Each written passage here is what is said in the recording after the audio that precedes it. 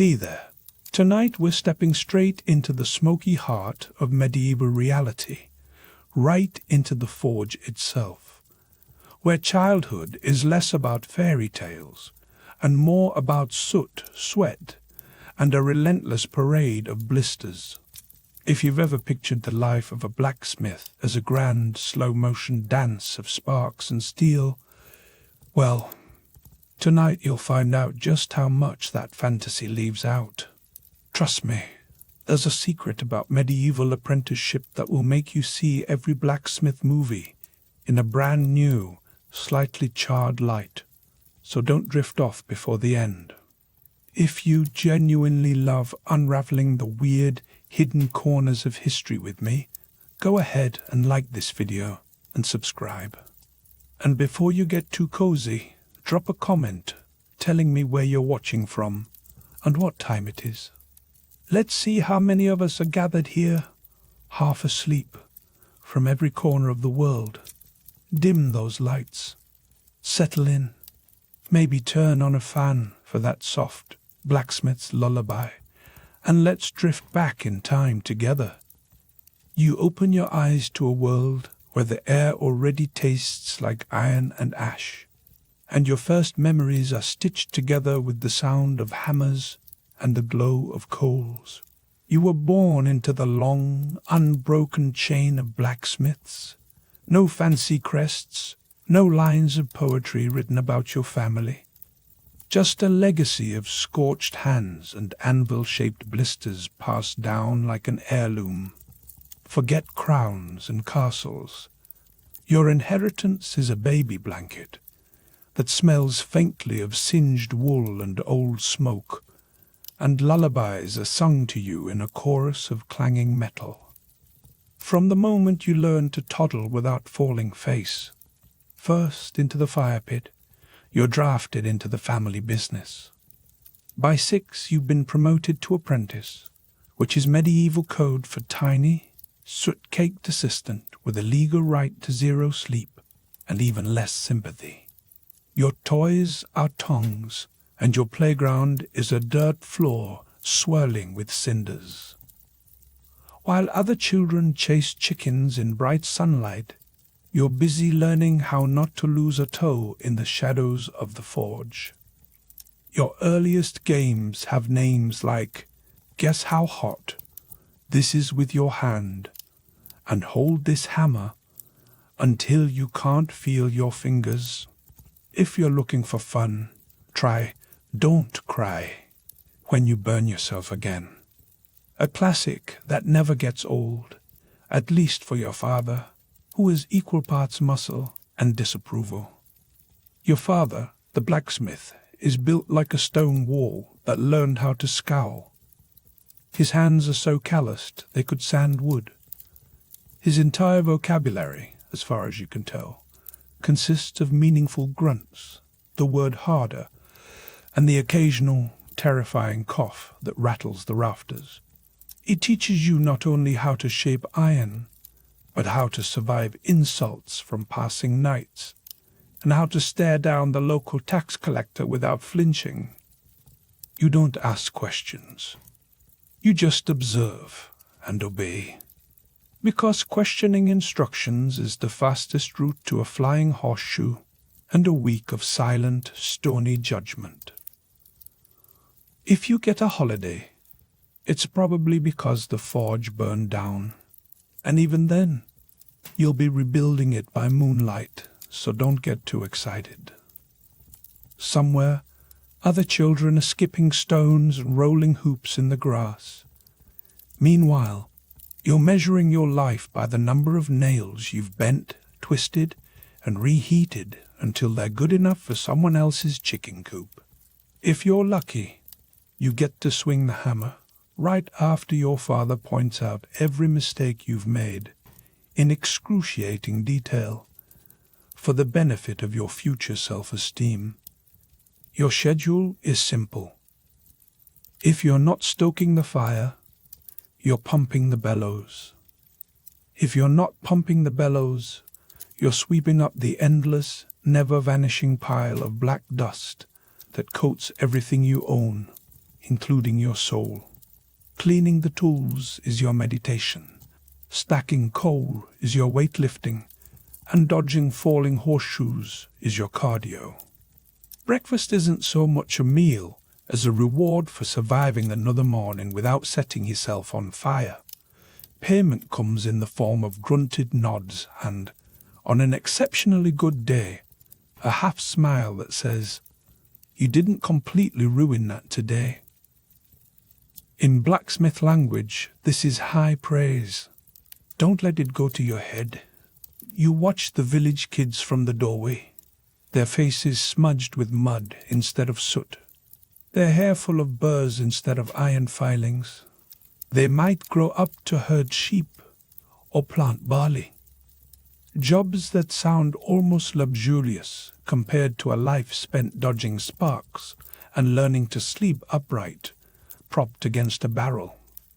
Your job title may be apprentice, but what it really means is do literally everything no one else can be bothered to do and get yelled at for doing it wrong. And yes, you'll still get blamed when the dob runs off, terrified by the endless noise and the occasional flying horseshoe. Every task in the forge is a lesson in pain and patience. You stoke the fire until your eyebrows threaten to vanish, pump the bellows until your arms shake, and sweep until the floor looks less like a battlefield and more like a slightly less filthy battlefield. You learn to spot the difference between just hot enough and now your hand is permanently attached to the tongs. By the time you're 10, you smell so much like iron that even the village pigs give you a wide berth. Your arms are roped with muscles you didn't ask for, and your hands are a map of old burns and fresh blisters. You swear like a miner, walk like an old man, and fall asleep standing up, dreaming of cool water and silent mornings, two things you'll probably never know. In this world, childhood doesn't really exist. It's more of a rumor whispered by old women and traveling minstrels. The second you can lift a bucket without spilling its contents, you're pressed into service, no questions asked. Playtime, that's what you call the 5 minutes between stacking coal and hauling water. If you're lucky, your only injuries are minor burns and a few crushed fingers. Your playground is a maze of sharp tools and open flames. Your jungle gym is a rack of tongs balanced precariously over a pit of glowing coals. One wrong move, and you get a crash course in how quickly skin can sizzle before your father notices and grunts in your direction. And don't ever say you're tired. That word doesn't exist in the forge. Exhaustion is a sign of weakness, and burnout is strictly for candles. You keep swinging, keep sweating, and if you're really lucky, you keep your tears to yourself until you're alone behind the coal bin. Because in your father's eyes, you stopped being a child the day you could hold a hammer. You are now a blacksmith in training, and the training never, ever ends. The forge is home, school, and prison, all wrapped up in one smoky, blistering package. So welcome to the family business. Hope you like the taste of sweat and the scent of smoke, because you'll be living with both for the next 70 years, give or take a few decades shaved off by chronic back pain. There are no shortcuts, no secret apprenticeships where you get to play hero, only the endless, thankless cycle of eat, hammer, and hustle. If you ever catch yourself imagining a world where you get to grow up before you're put to work, let me gently burst that bubble. Childhood in the medieval forge is a concept best left to fairy tales.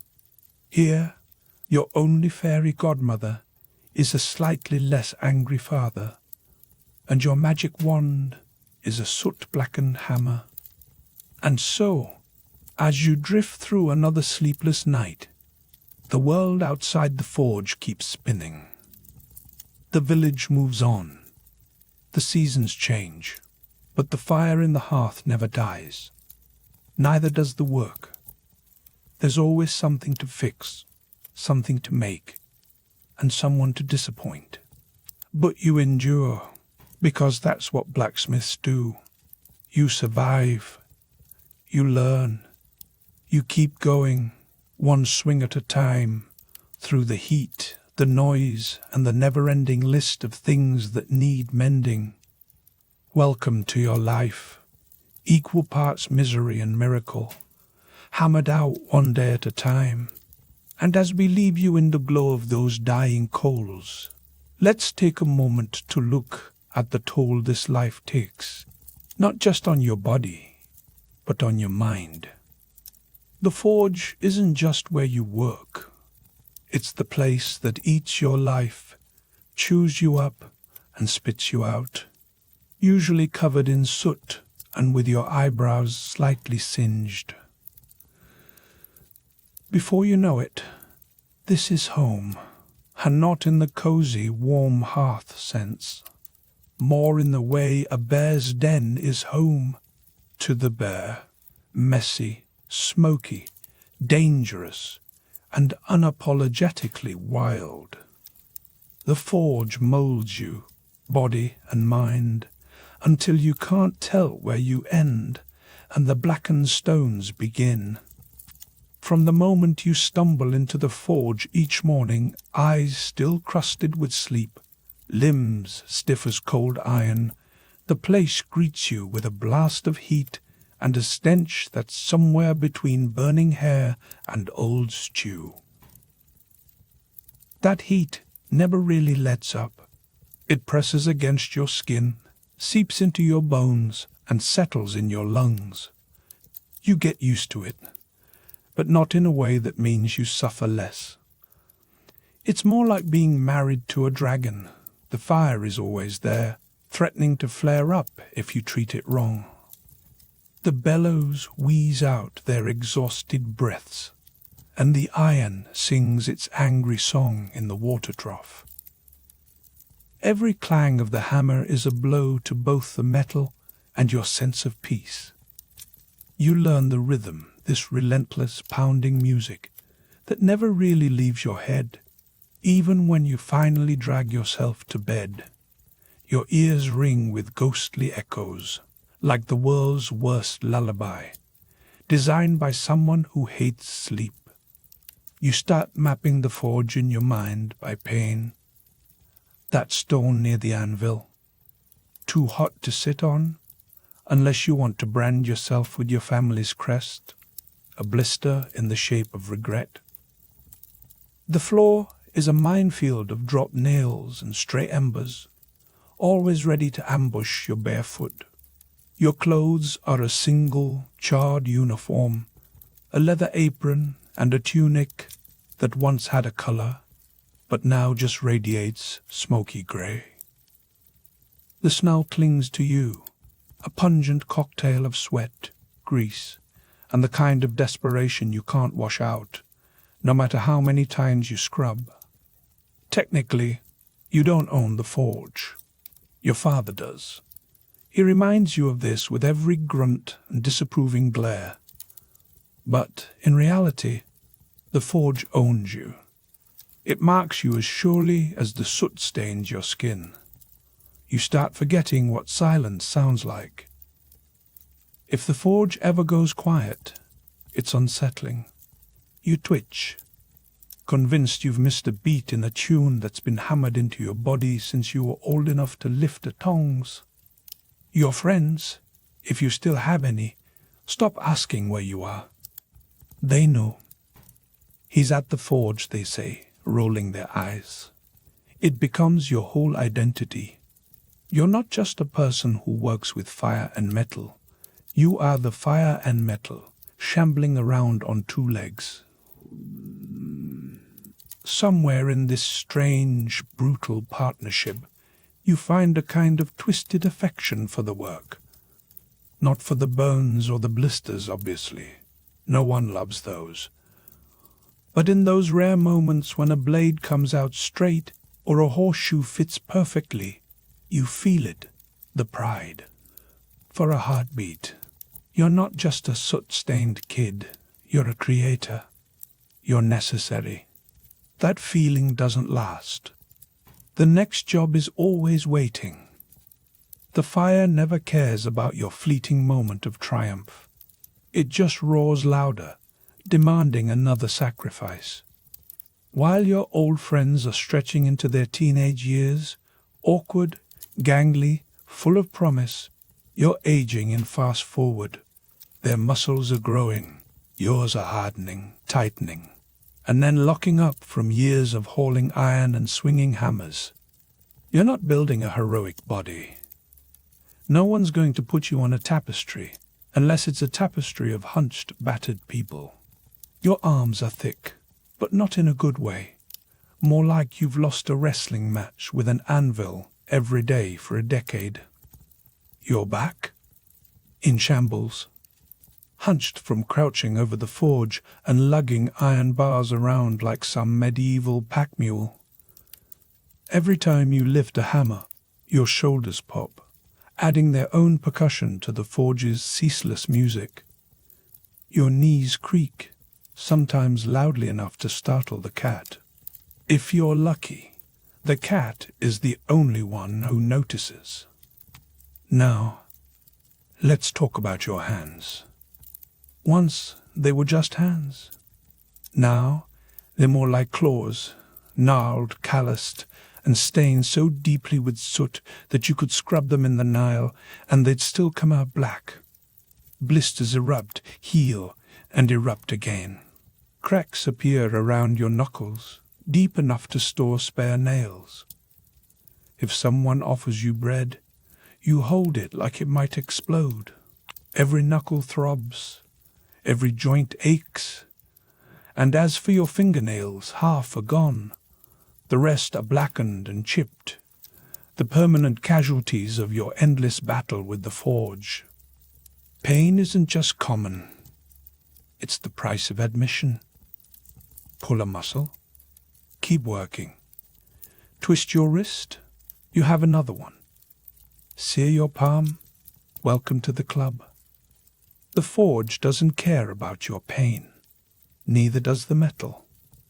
The orders don't pause out of sympathy. You just keep going, because if you stop, the work piles up, and so does your father's disappointment. And then there's sleep. You'd think, after a day spent smashing iron and hauling tools, you'd collapse into bed and drift off instantly. But no.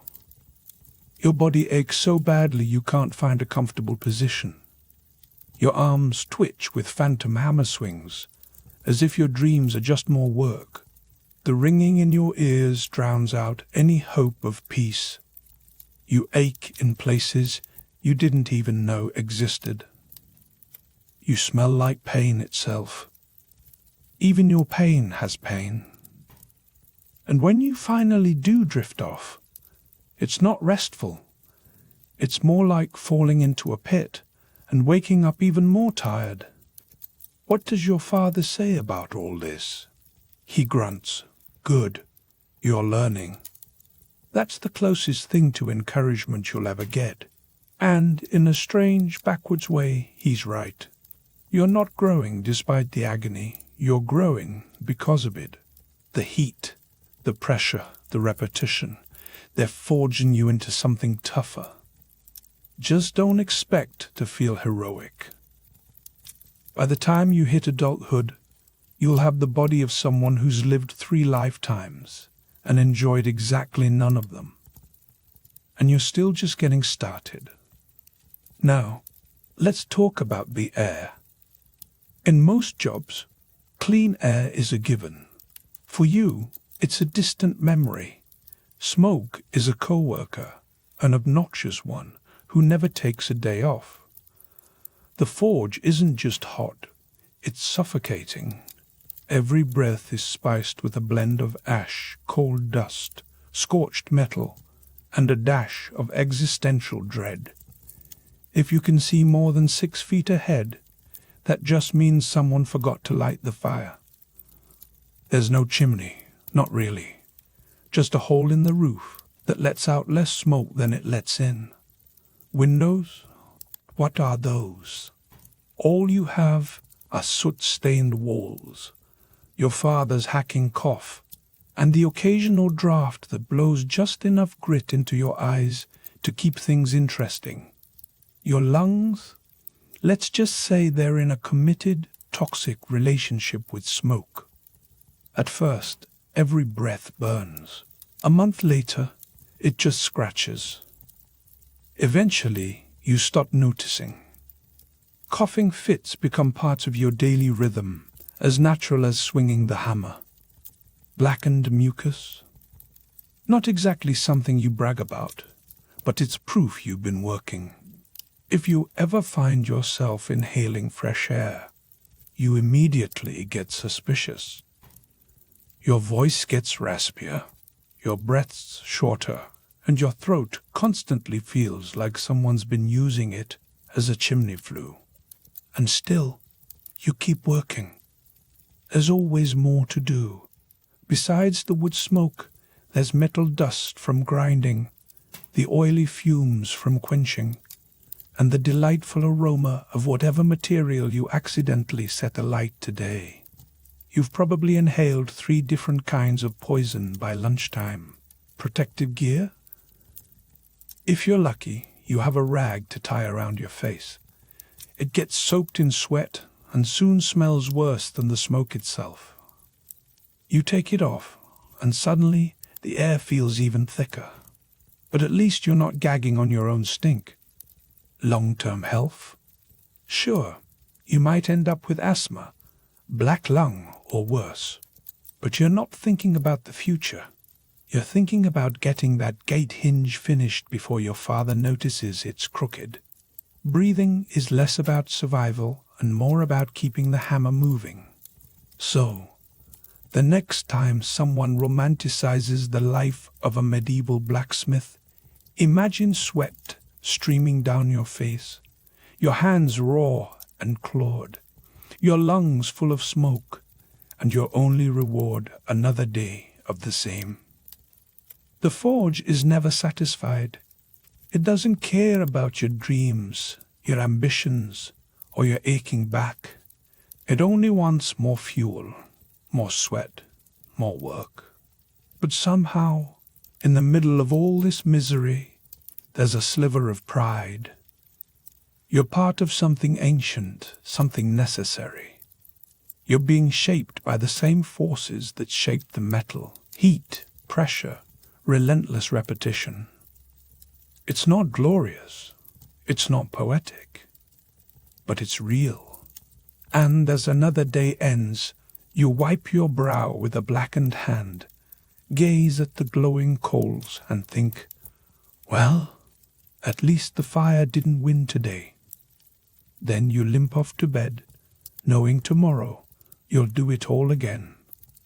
Speaking of doing it all again, by now, you've developed a special sort of relationship with your tools. It's not built on trust or affection, but on pain, necessity, and a grudging mutual disrespect. Let's take a closer look at how those battered hammers and misshapen tongs keep you chained to your craft, and how, in their own way, they shape the world around you. Your connection with your tools is forged through years of shared hardship. It's not exactly love, but it's definitely not just business either. Your hammer has been with you longer than some of your teeth. Sometimes, in moments of delusion brought on by the smoke and the endless clanging, you even talk to it. Not sweet nothings, more like, "Why do you hate me?" Or, "If you snap in half today, I swear I'll forge you into a doorstop." The hammer is your right arm, your left leg, your ticket to survival, and your most reliable source of new scars. Your shoulder now makes a clicking noise that sounds suspiciously like a death rattle for joints, but you ignore it, because without the hammer, you're just a soot-stained villager with nothing to bargain but blisters. Let's not forget the tongs. Ah, the tongs. They're supposed to be your helping hand, but mostly they're an extension of whatever cosmic force decided there should always be fresh pain in your day. They pinch you when you least expect it, just as the iron starts to glow. Right when you're almost done, they slip and try to brand you with your own work. You've burned your fingertips so many times, they barely register heat anymore. Sometimes, when the tongs drop a piece of iron for the 5th time in a row, you consider flinging them into the fire and pretending it was an accident. Your father, ever helpful, grunts from the corner. Grip it like you mean it. You do. The tongs respond with another sharp nip to your thumb, as if to remind you who's really in charge. Then there's your chisel. Once, it was sharp enough to split a hair. Now, after years of scraping, shaping, and occasionally being used as a makeshift pry bar for stuck doors and stubborn latches, it's more of a blunt suggestion than a tool. The chisel has seen things. It's seen the inside of a stuck grain bin, the underside of a wagon axle, and more than one neighbor's secret hiding place for lost valuables. You keep telling yourself you'll reforge it soon. For now, you just hammer a little harder and hope no one notices the ragged edges it leaves behind. Your workbench, at a glance, resembles the prop table from a particularly creative horror play. Files, awls, punches, rivet sets, each one a unique opportunity for injury. The bench is a museum of medieval suffering. Every tool has left its mark, a bruise on your knuckles, a slice across your palm, a crescent-shaped scar on your left thumb from that time you tried to fix a sickle in the dark. Your fingers have developed a kind of muscle memory, flinching instinctively at the sight of anything new or vaguely pointy. You've learned to respect the tools. You've also learned to never turn your back on them. Let's talk about your apron. Supposedly, it's there to protect you. In reality, it's a smoldering invitation for hot iron shards. The leather is so worn, you can trace your life's story in its burn marks. Each winter, it stiffens into something between armor and a shroud, and by spring, it's back to being a glorified oven mitt. And yet, every night, you care for these tools as if they're kin. You sharpen, you oil, you arrange them in neat rows, because if a tool breaks, your whole world comes crashing down. No tools mean no work. No work means no food. It's that simple. So, yes, your tools are your lifeline. They're also your lifelong tormentors. Each one whispers, "We keep you alive, but we're going to take you apart, one knuckle at a time." And you, being practical, reply, "Fine. Just let me get through today." Now, you don't wear a crown. No one's ever handed you a sword with your name etched in gold. You don't stand up in front of the village and shout orders or ride off on a glorious steed. But here's the secret that no one wants to admit. Without you, the place falls apart before the next market day. You are the glue. The blacksmith is the one person everyone quietly relies on, even as they grumble about your outrageous prices. You're the medieval version of tech support, customer service, and emergency roadside assistance, all rolled into one soot-caked bundle of nerves and muscle. When a knight needs a new sword, he comes to you. When the farmer's plough cracks in the middle of planting, you're the first call. A monk's bell splits. A baker's oven door gets stuck. The shepherd's gate latch goes missing. Guess who gets to fix it? Hint, it's not the village poet. Villagers never seem to care that you're in the middle of hammering out an urgent order. They waltz in, covered in mud and entitlement, with the same dreaded phrase. I know you're busy, but could you just mend this chain? Could you just fix my broken key? Could you just stop time and cater to my whims while ignoring the fact that you haven't eaten since dawn?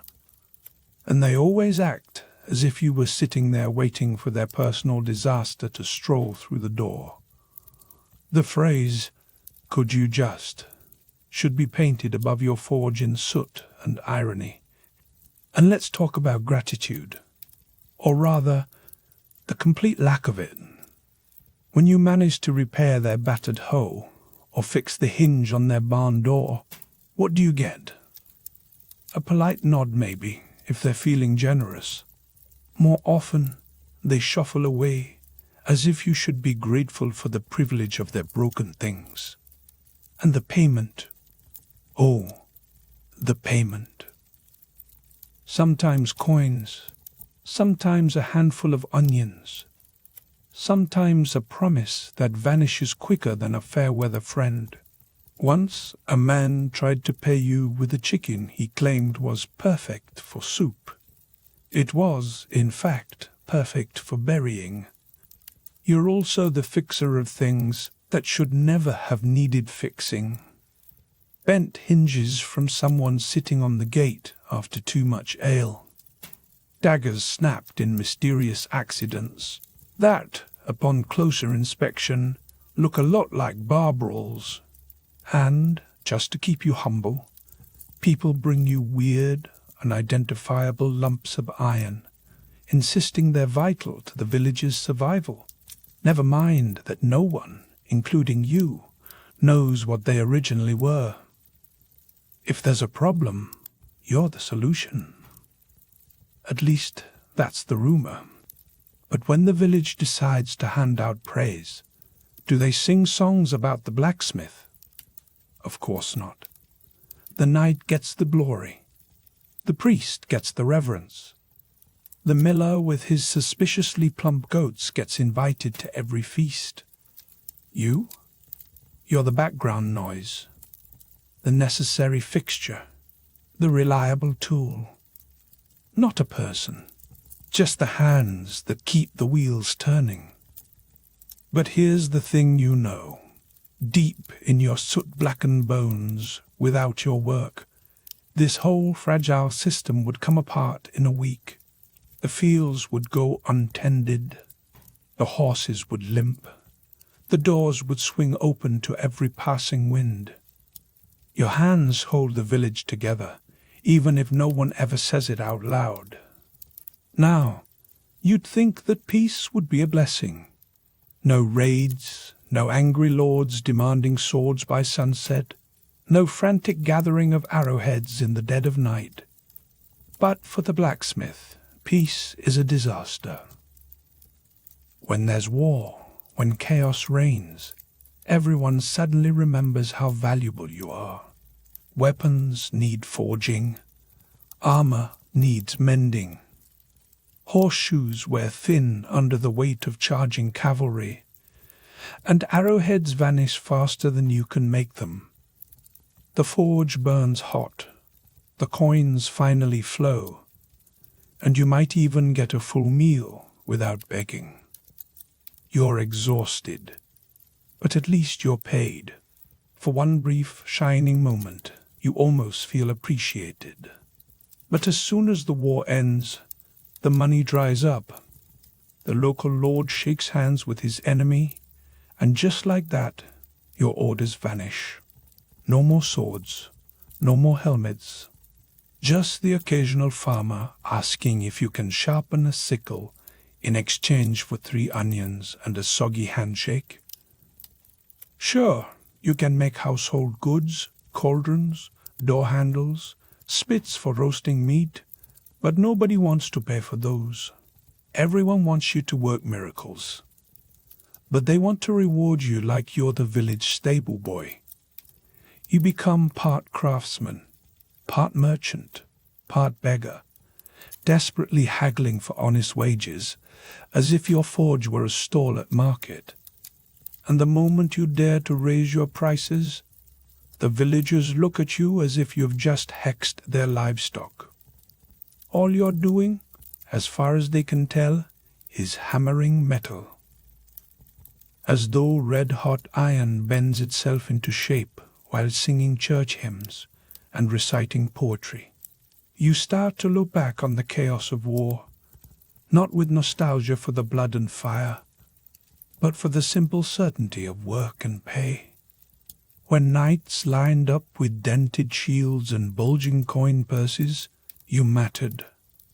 Now you're making keys for doors that never stay locked, patching pots that should have been tossed out generations ago, and fixing tools so ancient you suspect they were first forged by your great-grandfather. Peace is a blessing for everyone else, a chance to rest, to sleep, to dream of fat harvests and lazy summer days. For you, it's an endless riddle of hunger and anxiety. And, though you'd never admit it out loud, there's a little voice inside you that whispers, a small skirmish wouldn't be the end of the world. Maybe just a minor border dispute. Because when swords break, you eat.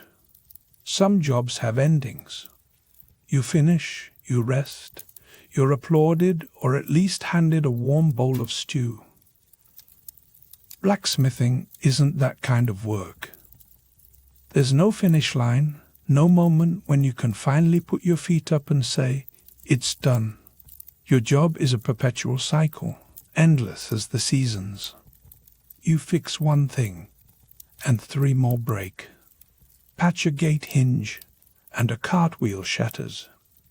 Finish a dozen nails, and someone barges in asking for 10 more, but longer this time. And oh, by the way, they can't pay until harvest. You're up before dawn, still working after the sun disappears behind the trees. Even when you finally crawl into bed, your mind keeps hammering away. You dream of sparks, anvils, and that one customer who still owes you half a dozen eggs and a simple thank you. Even the easy jobs are never simple. Someone arrives with a mangled rake, claiming it just needs a little touch-up. That's 2 hours of reheating, reshaping, hammering, and trying not to lose your temper as they hover over your shoulder asking, is it done yet? Every few minutes. And just when you think you've earned a moment of peace, your apprentice bursts in, face pale. The friar's horse needs shoeing. Of course it does, because you're the blacksmith, and around here, blacksmith means everyone's last hope. The forge is never satisfied either. The fire needs constant tending, or it'll die and take your livelihood with it. The tools rust if you dare neglect them. The anvil shifts and wobbles in the summer heat. The bellows crack and refuse to cooperate in the heart of winter. Every single thing you rely on is either falling apart or plotting to. And if you think holidays offer any relief, think again. Sunday might be the Lord's Day, but if someone's ox cart breaks on the way to church, you're back at the anvil, praying the priest doesn't catch you working before the morning bell. You don't keep a list of tasks. Lists suggest there's an end, a glorious moment where everything is checked off and you can finally rest. That never happens here. Blacksmithing isn't a job, it's a cycle. You work, you fix, you repeat, on and on, until your body or your hammer finally gives out. And here's the twist. The worst part is, deep down, you kind of love it. The noise, the filth, the relentless demands, they're all yours. In a world where nothing is ever finished, the endless cycle is your legacy. And so, as you wipe the sweat and grit from your eyes, you brace yourself for yet another day, because you know tomorrow will bring more broken plows, more blunt swords, more villagers with impossible requests and empty pockets. The cycle continues. You wouldn't trade it, not really. After all, someone has to hold the world together, even if no one else ever notices. But if you think the cycle is the hardest part, just wait. Because the real grind isn't just in the forge. It's in your empty stomach, your sleepless nights, and the relentless ache that never seems to leave your bones. You'd think that pounding hot iron all day would earn you at least two things: a good meal and a solid night's sleep. Unfortunately, welcome to the real manual for surviving history, where both food and rest are about as rare as a polite customer with exact change. In your reality as a medieval blacksmith, a good meal and real sleep aren't rights. They're privileges, doled out like festival coins, sparingly, unpredictably, and never when you actually need them. Let's start with the food situation, since hunger is one of the few things more dependable than the sunrise. Your workday starts at dawn, and from the moment you stoke the forge, you're burning energy like a cart with a broken wheel, fast, loud, and entirely out of control. By mid-morning, you're hungry enough to eat your own leather apron. Instead, what do you get?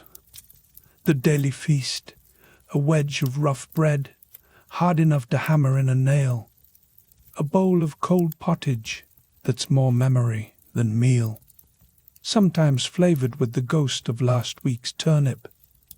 And if it's your lucky day, which of course it isn't, a sliver of salted pork, so thin it might as well be a rumor. You don't sit down for meals. You wedge yourself between anvil and bellows, balancing your food in one hand while the other still clutches a pair of tongs. The forge never stops, not for your hunger, not for anyone's comfort. Every bite is a battle. You're shielding your bread from flying ash, dodging sparks with every mouthful. Conversation, if it happens, is just a grunt, or, on a festive day, a muttered curse. Someone always needs something. If a villager bangs on your door in the middle of your one precious bite because their door latch jammed, congratulations. Your stew is now cold, and your mood colder. You don't eat for pleasure. You eat to survive. It's just fuel. The rhythm of your life is simple. Fuel in, hammer out. No one's writing poems about your lunch. Now, let's move on to the other so-called luxury, sleep. Or rather, the nightly parody of it. When your shift finally ends, if it ever really ends, you shuffle toward your bed feeling like you've gone 12 rounds with a warhorse. Your hands are throbbing, your back is a protest song, and your ears are still echoing with the day's relentless metallic symphony. The bed itself is a triumph of medieval engineering, a sack stuffed with straw, always either too lumpy, too flat, or suspiciously alive with crawling things you'd rather not meet in daylight.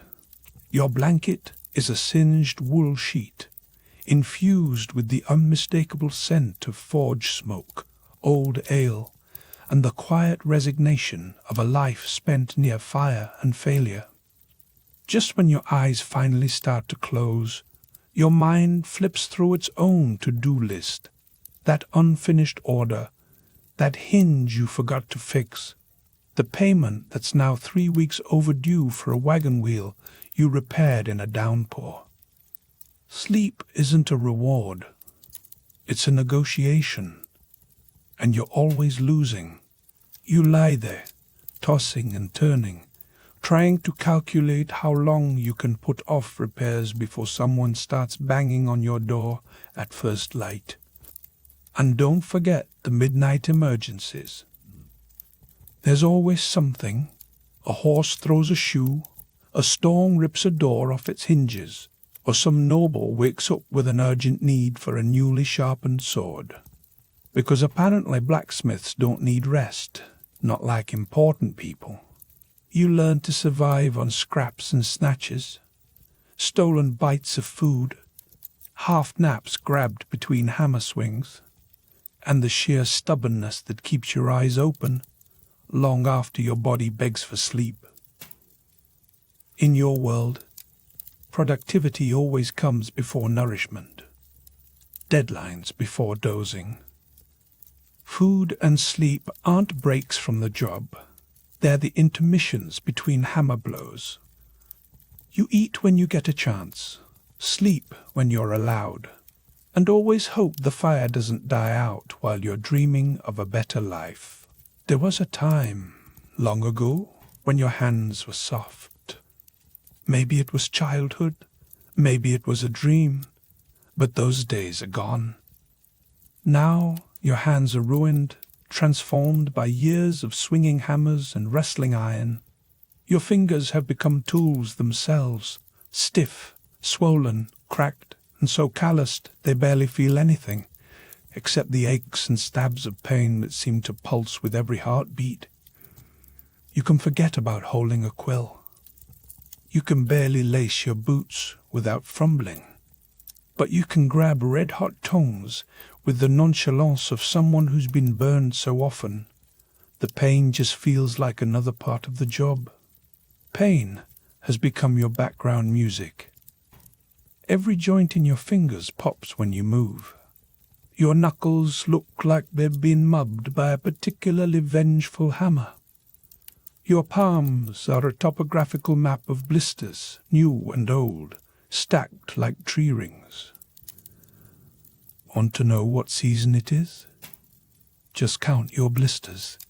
More than 5? Must be summer.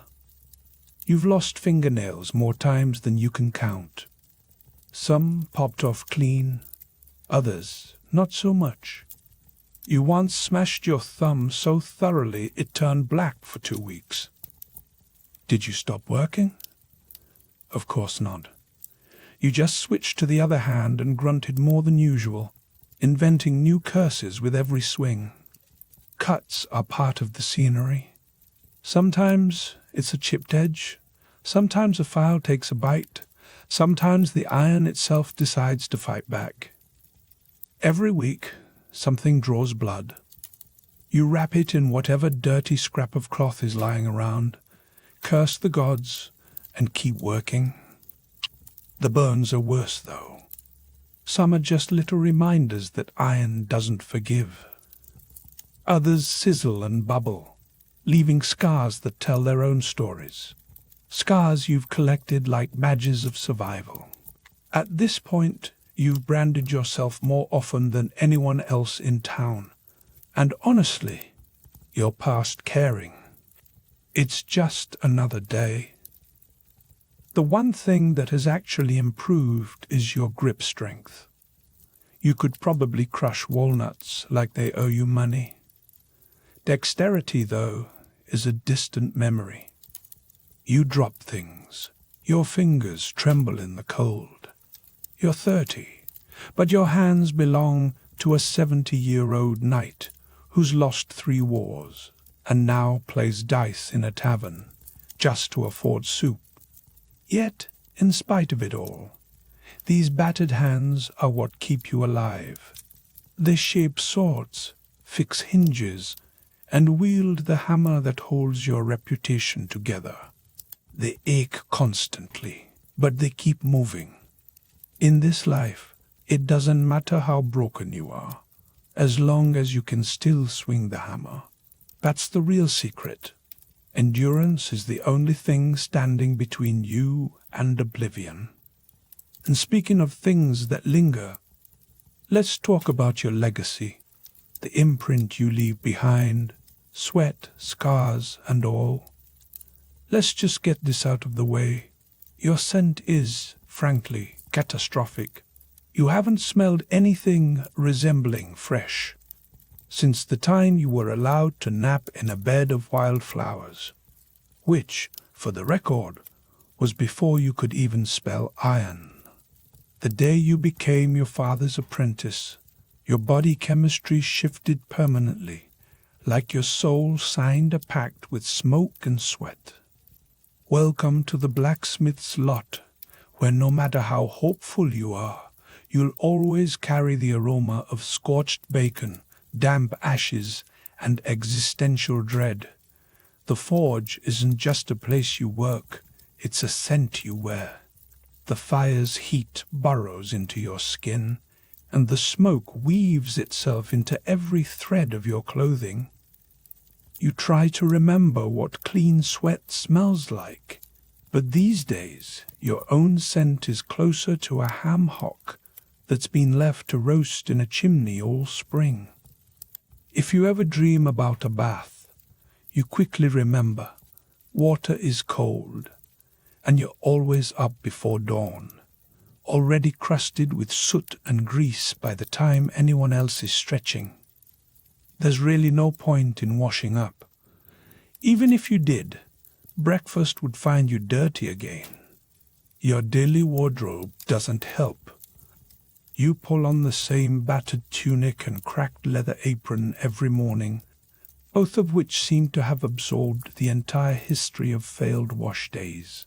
You vaguely remember the last time they were actually clean. It was at the village festival. But even then, someone spilled ale on you before the sun reached its peak.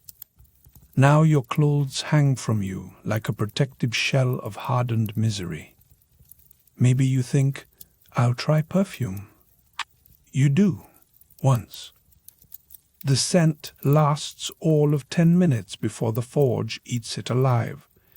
You walk by a flower, and it sags in defeat. Bread left near you goes stale with a kind of panic. Cats hiss and arch their backs as if you're some kind of walking bonfire. And the worst part? People notice. When you shuffle into the tavern, the crowd parts, not so much out of respect as out of pure animal self-preservation. The innkeeper always seats you by the window, if not outdoors, not because he likes you, but because he values the rest of his customers' sense of smell. But you know what? There are worse things than being memorable. At least people know you exist. You're that blacksmith, spoken with a mix of respect and barely contained horror. You're not charming, but you're certainly unforgettable. Smelling like fire means you've been putting in the hours. Smelling like iron means you've been making something useful. Smelling like a leather sack dragged through a bonfire and left out in the rain. That just means you're a seasoned professional. You didn't exactly choose this life. The forge chose you through your father's cracked hands and the expectations that passed down like a slightly too heavy hammer. Now you're doing the same thing to your own son. He doesn't spend his afternoons chasing frogs or whittling sticks. He's in the shop, hauling coal, working the bellows, holding tongs steady while you bark, "Don't flinch." He's only 7, but you can already smell the future on him. Burnt metal, damp burlap, and a hint of fear. You feel bad sometimes, but not too bad. This isn't cruelty, it's preparation. You're not just teaching him a trade, you're teaching him survival. He watches you swing the hammer, and his eyes go wide, filled with both awe and the suspicion that you might be some kind of iron golem. You remember wearing that same expression when you looked at your own father, back when he seemed less like a man and more like a piece of the landscape, part mountain, part thunderstorm. Now you finally get it. He wasn't stone. He was just tired and responsible. You try to teach your boy everything you know. How to read the temperature of the metal by the color of the glow. How to tap, not smash. How to hear the song of the steel. Sometimes you yell, but it's more out of tradition than anger. Hold steady. That's too cold. Don't cry, it's just a burn. You attempt tenderness now and then, a story by the fire, a scrap of dried apple when you can spare it. But softness doesn't last long in a forge. There's just too much work to do. You can see what's coming. Soon, his little hands will turn hard and calloused. His back will start to ache before his voice even deepens. He'll learn to sleep through the ringing in his ears and wake up before sunrise without anyone needing to shake him. His shirt will get too small, but the burn marks will remain, a kind of blacksmith's tattoo. And when your own body finally gives out, knees, shoulders, lungs, he'll lift the hammer that you can't anymore. You sometimes hear people mutter that it isn't fair, that the cycle should break. But this is how it's always been. Soot, steel, and stubbornness passed down like a family curse, if curses could also build villages. You're not just giving him a job, you're giving him a legacy, a forge that refuses to die out, no matter how tired the man in front of it becomes. So yes, you raise your son to repeat the cycle. It's not because you're heartless. It's because someone has to keep the fire alive. You've spent your whole life standing too close to the flames, swinging metal until your arms go numb, breathing air thick with soot. You always knew the real question wasn't if your body would betray you, but when. Now you feel it. Your knees creak like old windmills in a storm. Your back won't straighten anymore, and your hands, once strong enough to twist iron, shake when you try to lift a cup of weak ale. The forge still roars, but your arms have started ignoring its core. The hammer seems heavier now, as if it's conspiring with gravity to remind you that your time is almost up. There's no dramatic ending here.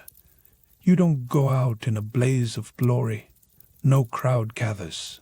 No songs are sung. You just start slowing down. You hand over more and more tasks to your son. You sit and watch while he works, and for the first time, you struggle to remember the clever little tricks you once knew. The villagers come to him now, and though they still nod at you as they pass, they ask him for new horseshoes or kitchen knives. He's the one with the burns now, the calluses, the responsibility pressing on his shoulders. And you feel something you didn't expect. Pride. You were never rich. You never owned land, never wore fine linen, never read a book that didn't belong to someone else. But you were always needed. You kept swords sharp, plows turning, doors swinging, and carts rolling. The world rarely thanked you, but it always moved because of you. Most blacksmiths don't see 50 years. The job eats you up, bit by bit, lungs full of smoke, joints worn down to bone, heart battered by heat and endless labor. The real legacy isn't money or fame. It's the work you leave behind. Nails in the church door, blades at the hip of some noble, horses ready for the next journey.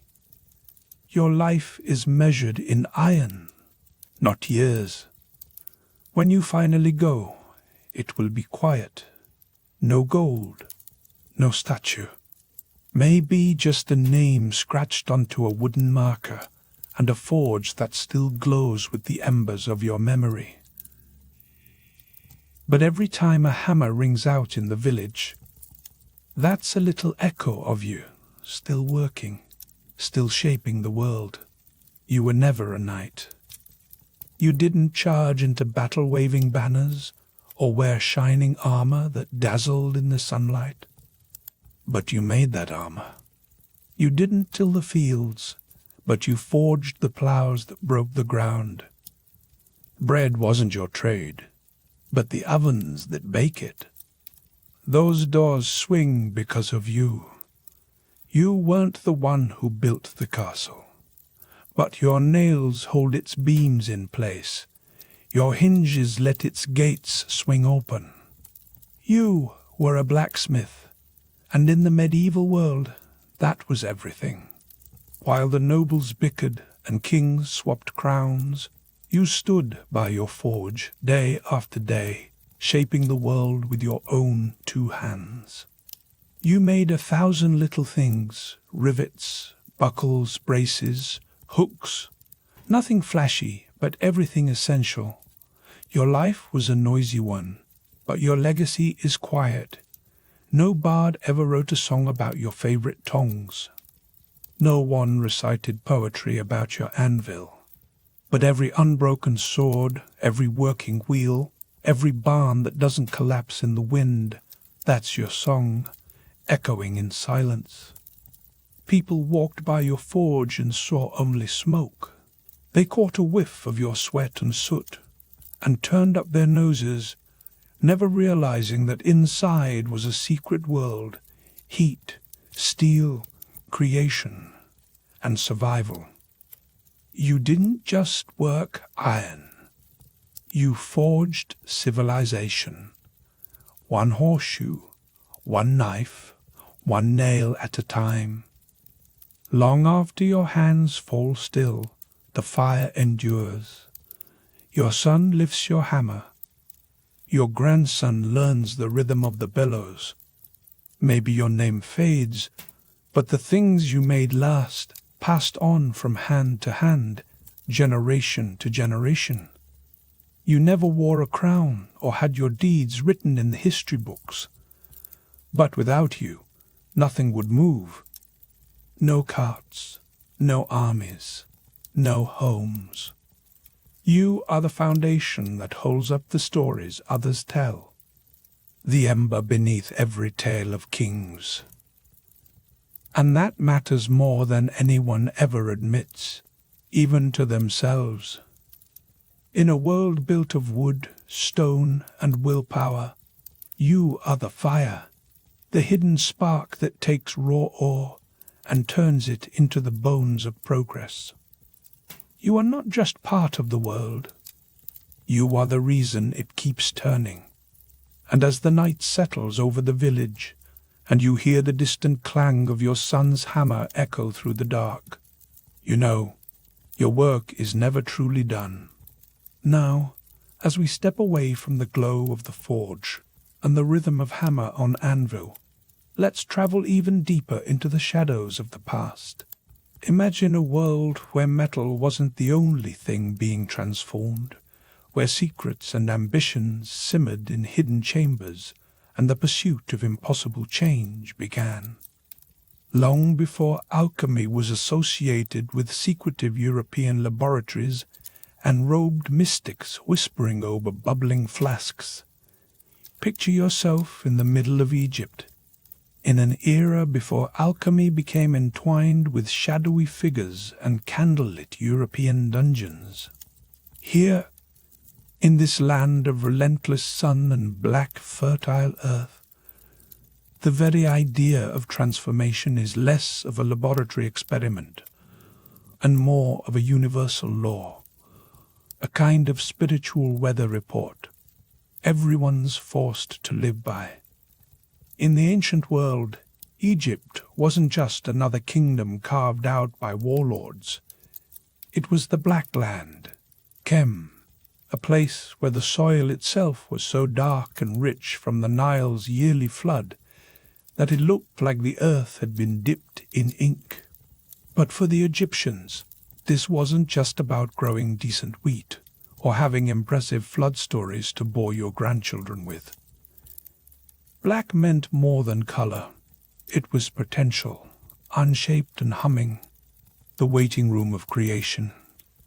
So, when you hear the term alchemy, and your mind jumps to bearded men trying to pay their rent by inventing gold, remember, you're already centuries too late.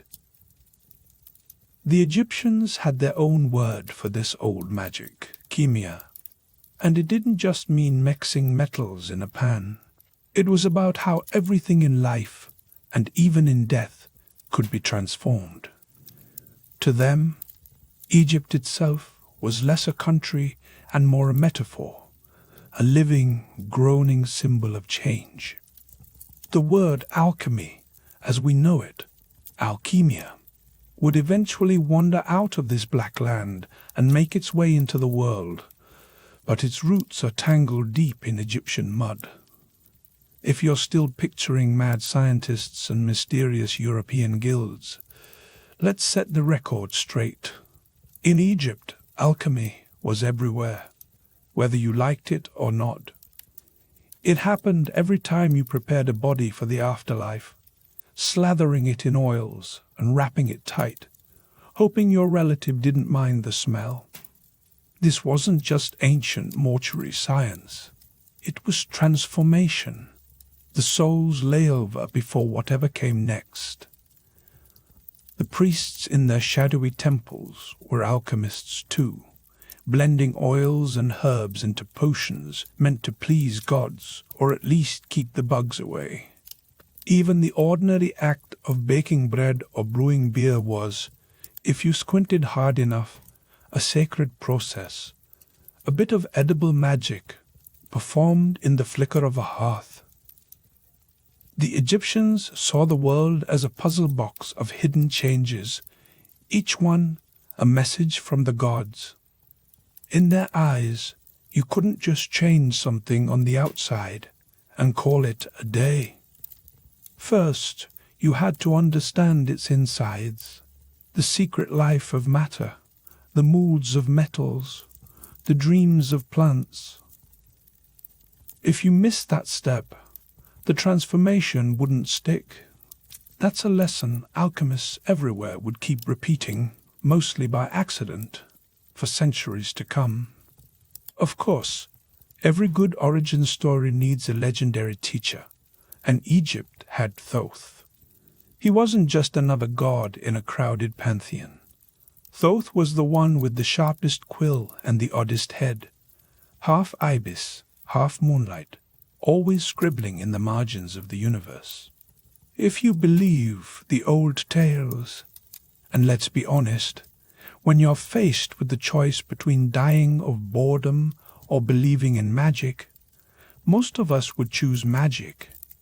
Then Thoth gave human beings the gift of writing, the rules of the stars, and even the secret recipe for turning the chaos of life into something with a fighting chance at order. He wasn't just the patron saint of nerds and night owls. He was the cosmic scribe, the one who made sure the gods didn't misplace the universe's instruction manual. The Egyptians whispered that Thoth didn't just dabble in alchemy, he was its living embodiment. According to those old stories, he wrote thousands of books packed with wisdom no mortal was ever meant to see. Most of those are lost, locked away in the cosmic library with overdue fines that would bankrupt a pharaoh. But a single shard of his knowledge, a single dazzling green sliver, would survive, the emerald tablet. But before we chase after that particular mystery, you need to understand one simple, uncomfortable truth. Alchemy was never supposed to be about getting rich, quick, or impressing your neighbors with shiny trinkets. In this black land, it was the sacred fire that lit every other torch, the original spark. Everything that came after, from the alchemists of ancient Persia to the tinkerers in medieval Paris, would trace their roots, whether they knew it or not, back to the riverbanks and temples of Egypt. If Egypt was the cradle of alchemy, then Thoth was the midwife, catching history as it screamed its way into the world. So the next time you hear about alchemy and picture dusty old tombs and secret societies, remember, it all began here, in the heat and darkness, where transformation was as ordinary and as unavoidable as sleep after a long day's work. And now, as the Nile's flood recedes, and the black earth bakes under the sun, the first whispers of a new legend drift in, the story of the emerald tablet, that cryptic riddle etched in green, ready to travel east. You find yourself squinting at a slab of green crystal, not because you're about to unlock the secrets of gold, but because someone, probably in need of sleep, decided to scratch a cosmic riddle into it.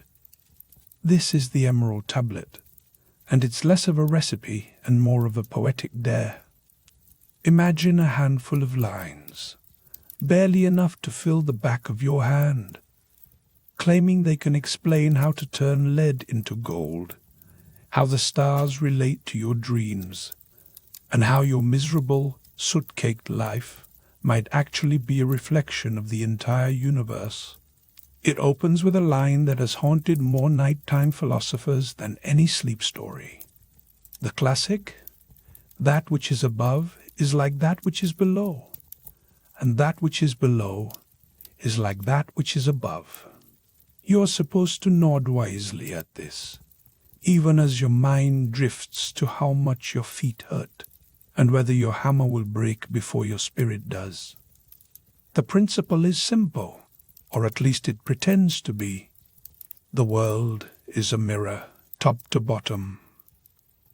The movements of distant planets echo in your own sleepless nights, and the chaos in your smithy is apparently the same chaos that stirs the heavens. The emerald tablet does not give you step-by-step instructions for getting rich, quick, or escaping the endless grind. Instead, it hands you something much more dangerous, the idea that everything can change. Lead can become gold, ignorance can become wisdom, and maybe, just maybe, you, the blacksmith, who never seems to get a break, could reach for something higher. The tablet talks about the one thing, the mysterious source that rises from dirt and falls from the sky, carrying within it every power you can imagine. Some people squint at the lines and see the philosopher's stone. Others see the soul, or some mystical ether, or even just the human urge to keep going in the face of exhaustion. Yet here's the real trick. The tablet was never about the words themselves. The riddle was designed for a certain kind of person, someone half mad with curiosity and stubborn enough to keep asking questions even after everyone else has gone to sleep. This secret, if you can call it that, was never meant to stay locked away in one crumbling Egyptian temple. Like a torch passed from calloused hand to calloused hand, it traveled east, slipping through the cracks of empires and the smoke of countless forges. The next stop for the emerald tablet, and for the restless dream of alchemy, is the Persian world, a place where old wisdom meets new ambition, and where sleepless seekers like yourself will shape the next chapter of history. As Egypt's golden age faded, alchemy did not vanish.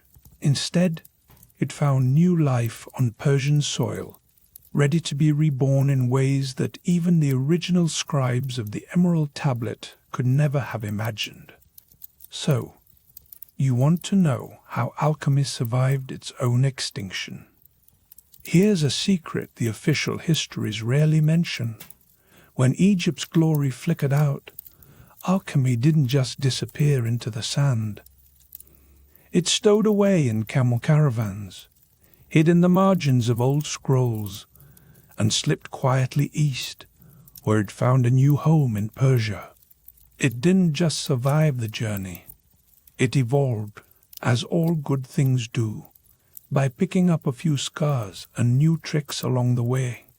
If you're following the manual for surviving history, which, trust me, is more smudged with soot and disappointment than gold leaf, you'll know that nothing in the ancient world stays pure for long. The moment alchemy landed in Persia, it collided headlong with the fire-worshipping mysteries of Zoroastrianism. This was a place where duality wasn't just a philosophical talking point. It was the air you breathed. Imagine every day as a battleground between truth and lies, light and darkness, purity and corruption. Fire, in this world, wasn't just for roasting your daily ration of questionable meat. It was sacred.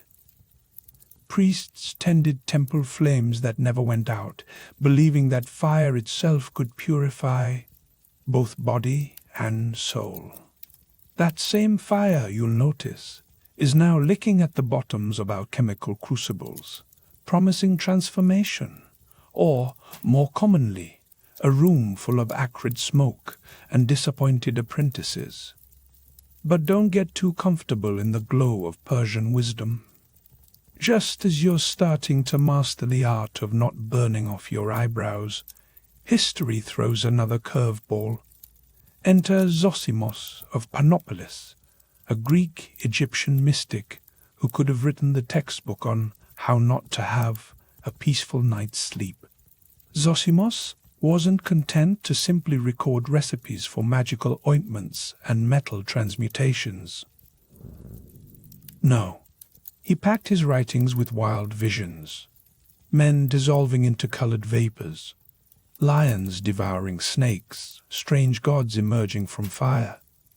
His most famous dream reads like the ultimate ancient sleep story gone wrong. He sees himself torn apart and transformed in the furnace, not as a punishment, but as spiritual purification. You learn quickly that, for Zosimos, alchemy isn't just about turning lead into gold. It's about burning away your worst parts, breaking yourself down until something better, maybe even divine, emerges from the ashes. Zosimos insists that true knowledge can't be bought with silver or memorized like a bedtime story. It has to be earned the hard way through discipline, suffering, and the occasional existential crisis. If you want to pursue the alchemist's path, the manual suggests packing extra patience, a strong stomach, and a willingness to see every failure as just another step on the road to enlightenment, or at least to fewer chemical burns. Now, as you trudge through the ruins of old empires, you'll hear the embers of ancient wisdom crackling beneath your feet.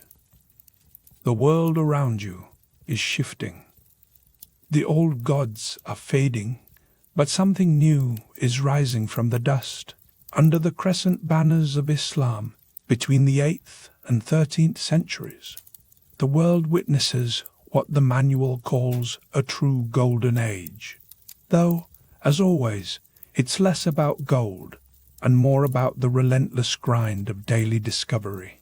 While Europe is busy locking itself in the dark, cities like Baghdad, Cairo, and Cordoba become sanctuaries for the curious. Here, philosophers, mathematicians, and, yes, alchemists gather, copying, translating, and arguing late into the night. The star of this intellectual revival isn't a king or a conqueror, but a man whose name echoes through laboratory halls for centuries, Jabir ibn Hayyan. In the West, you might find him called Geber, though the manual notes that no one in a medieval back alley ever pronounced it right. Jabir is more than a chemist. He's a one-man fusion reactor of science and mysticism, the father of chemistry, long before anyone thought to call themselves a scientist. You'll picture him hunched over a bench in the Abbasid Caliphate's court, surrounded by glass vessels, strange acids, and the ever-present risk of accidental blindness. Unlike his mystical predecessors, Jabir insists on structure. He turns alchemy into a discipline, one that demands careful notes, repeatable experiments, and a willingness to risk your eyebrows for the sake of discovery. Distillation, crystallization, sublimation, these aren't just fancy words in Jabir's world. They're the everyday work of a laboratory, the kind of routines that would make any self-respecting blacksmith jealous. Jabir doesn't just invent new instruments.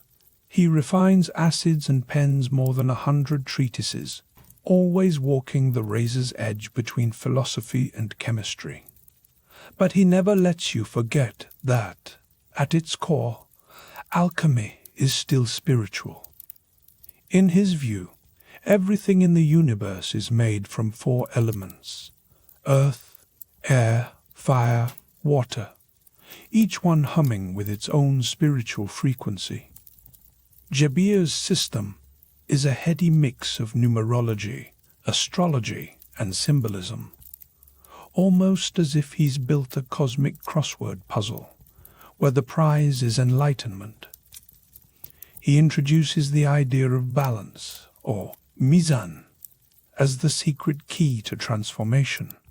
Just as your body needs balance to survive another day in this unforgiving world, so too must metals achieve harmony to become gold. Gold, in this system, isn't merely wealth. It's the very definition of perfection, the end result of a cosmic recipe carefully followed. And if perfection is possible for metals, who's to say you, the tired apprentice, can't also be transformed, though probably not into something that will earn you a day off work? Jabir's influence doesn't stay locked in the fragrant air of the Islamic world. Over time, his texts sneak their way into Europe.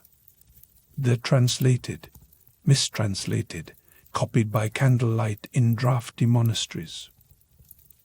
European alchemists, many without the slightest clue who Jabir really was, build their own dreams on his foundations. The manual reminds you that most of them will never admit they owe their furnace explosions to a Persian genius. Through Jabir ibn Hayyan, alchemy takes its biggest leap yet. It's no longer just a collection of sacred riddles or mystical symbols. It's a method, a system, something dangerously close to science.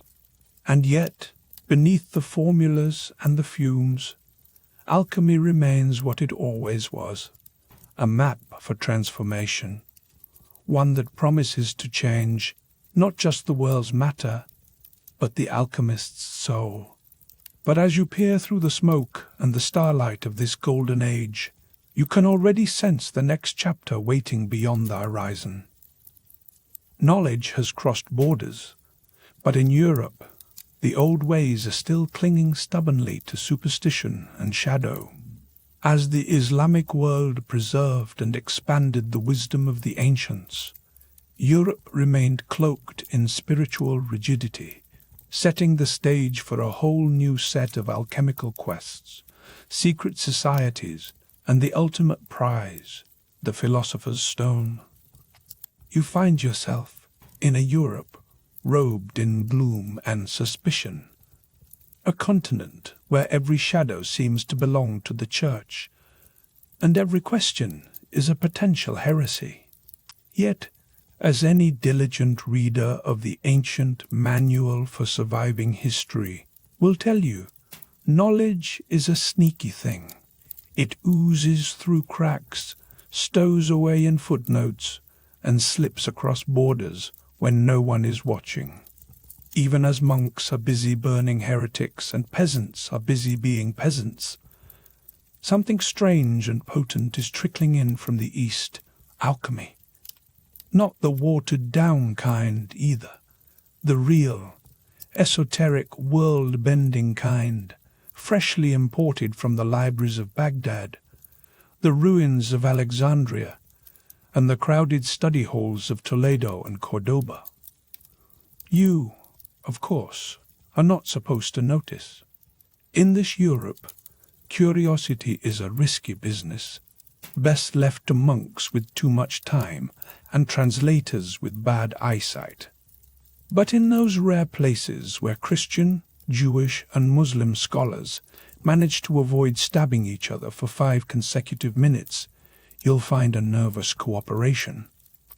There, in the candlelit back rooms of universities and the scriptoriums of monasteries, you see translators hunched over Arabic manuscripts, their fingers stained with ink and their eyes rimmed red from sleepless nights. The works of Jabir ibn Hayyan, Zosimos of Panopolis, and Aristotle are being quietly reborn in Latin, one slow, aching line at a time. By the 12th century, the hunger for knowledge in Europe is so sharp you can practically hear its stomach rumble. It's not just about rediscovering recipes for turning lead into gold, though that's always a crowd pleaser. What arrives is much stranger and more dangerous. A philosophy that fuses matter and spirit. A worldview that claims everything in the universe is in flux. And, most scandalous of all, the idea that transformation is possible for anyone or anything, including you, if you're feeling ambitious. The ancient texts that slip into Europe don't come with a user manual. They arrive shrouded in riddles and wrapped in allegories. The Turba Philosophorum lands first, a cryptic dialogue among sages, where every answer just raises another question. Then comes the Picatrix, an astrological and alchemical grimoire, so dense with symbols that even the illustrations look like they're keeping secrets. These books don't just tell you how to boil mercury or distill vinegar. They hand you an entirely new way to see the world. And soon, all across Europe, these Latin translations begin to circulate, not as practical guides, but disguised as philosophical treatises, religious commentaries, or even theological debates. Anything to keep the Inquisition at bay. You can almost smell the anxiety. Alchemy, in the hands of a restless mind, is dynamite. If lead can be made into gold, what's to stop a serf from dreaming of nobility? If matter can be transformed, why not the soul? The Church, ever vigilant, keeps a wary eye on this strange new science. Some priests denounce it as a gateway to damnation, while others squint at the metaphors and decide, with a sigh, that it might just be a complicated way of talking about God. Monasteries begin to hide odd manuscripts between pages of scripture. Monks experiment with metals, but they're not just after wealth. They're after wisdom, and maybe, just maybe, a shortcut to paradise. And so, the obsession with transmutation takes hold, the idea that anything base can become something pure. that you can coax gold from the heart of lead, that you can coax immortality from the body of decay. This is the spark that sets medieval Europe alight. Suddenly, alchemy is everywhere, from the smoky corners of castle laboratories to the echoing halls of monasteries. And yes, in a few secret societies that would rather you not ask too many questions. At the heart of this manic quest sits one tantalizing prize, the philosopher's stone. Don't picture a pebble you can stick in your pocket.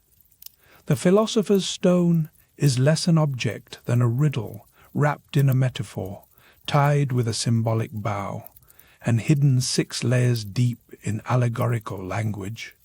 It is, according to the stories, both the key to turning lead into gold and the recipe for the elixir of life.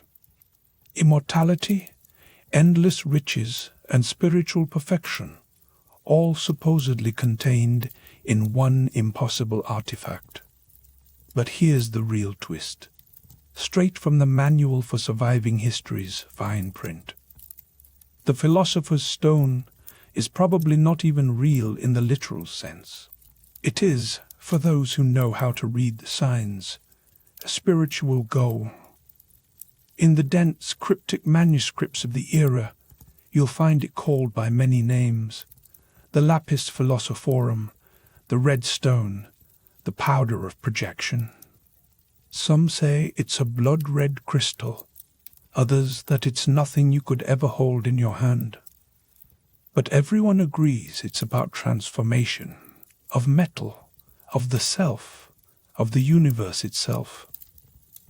Medieval alchemists see the cosmos as a living, breathing organism, always striving toward perfection. Even metals, they believe, are alive in their own slow mineral way, growing in the earth's dark womb. Lead is simply gold that hasn't finished cooking, and just as nature pushes metals toward their perfect state, so too can humans push themselves towards spiritual completion. The philosopher's stone is the catalyst, the missing ingredient, the secret shortcut in this cosmic recipe. You'll see names like Albertus Magnus, Roger Bacon, and Paracelsus scribbled in the margins of these stories. These are men who spent entire lifetimes peering into bubbling retorts, collecting rare minerals, and writing texts so thick with dragons, serpents, and kings that half the time you're not sure if you're reading a chemistry manual or a fever dream. Their lives are consumed by the magnum opus, the great work, which is less about gold and more about the soul's journey from darkness to light. The path to the stone is mapped out in 4 dramatic acts. First, nigredo, the blackening. This is the stage of decay, dissolution, and ego death.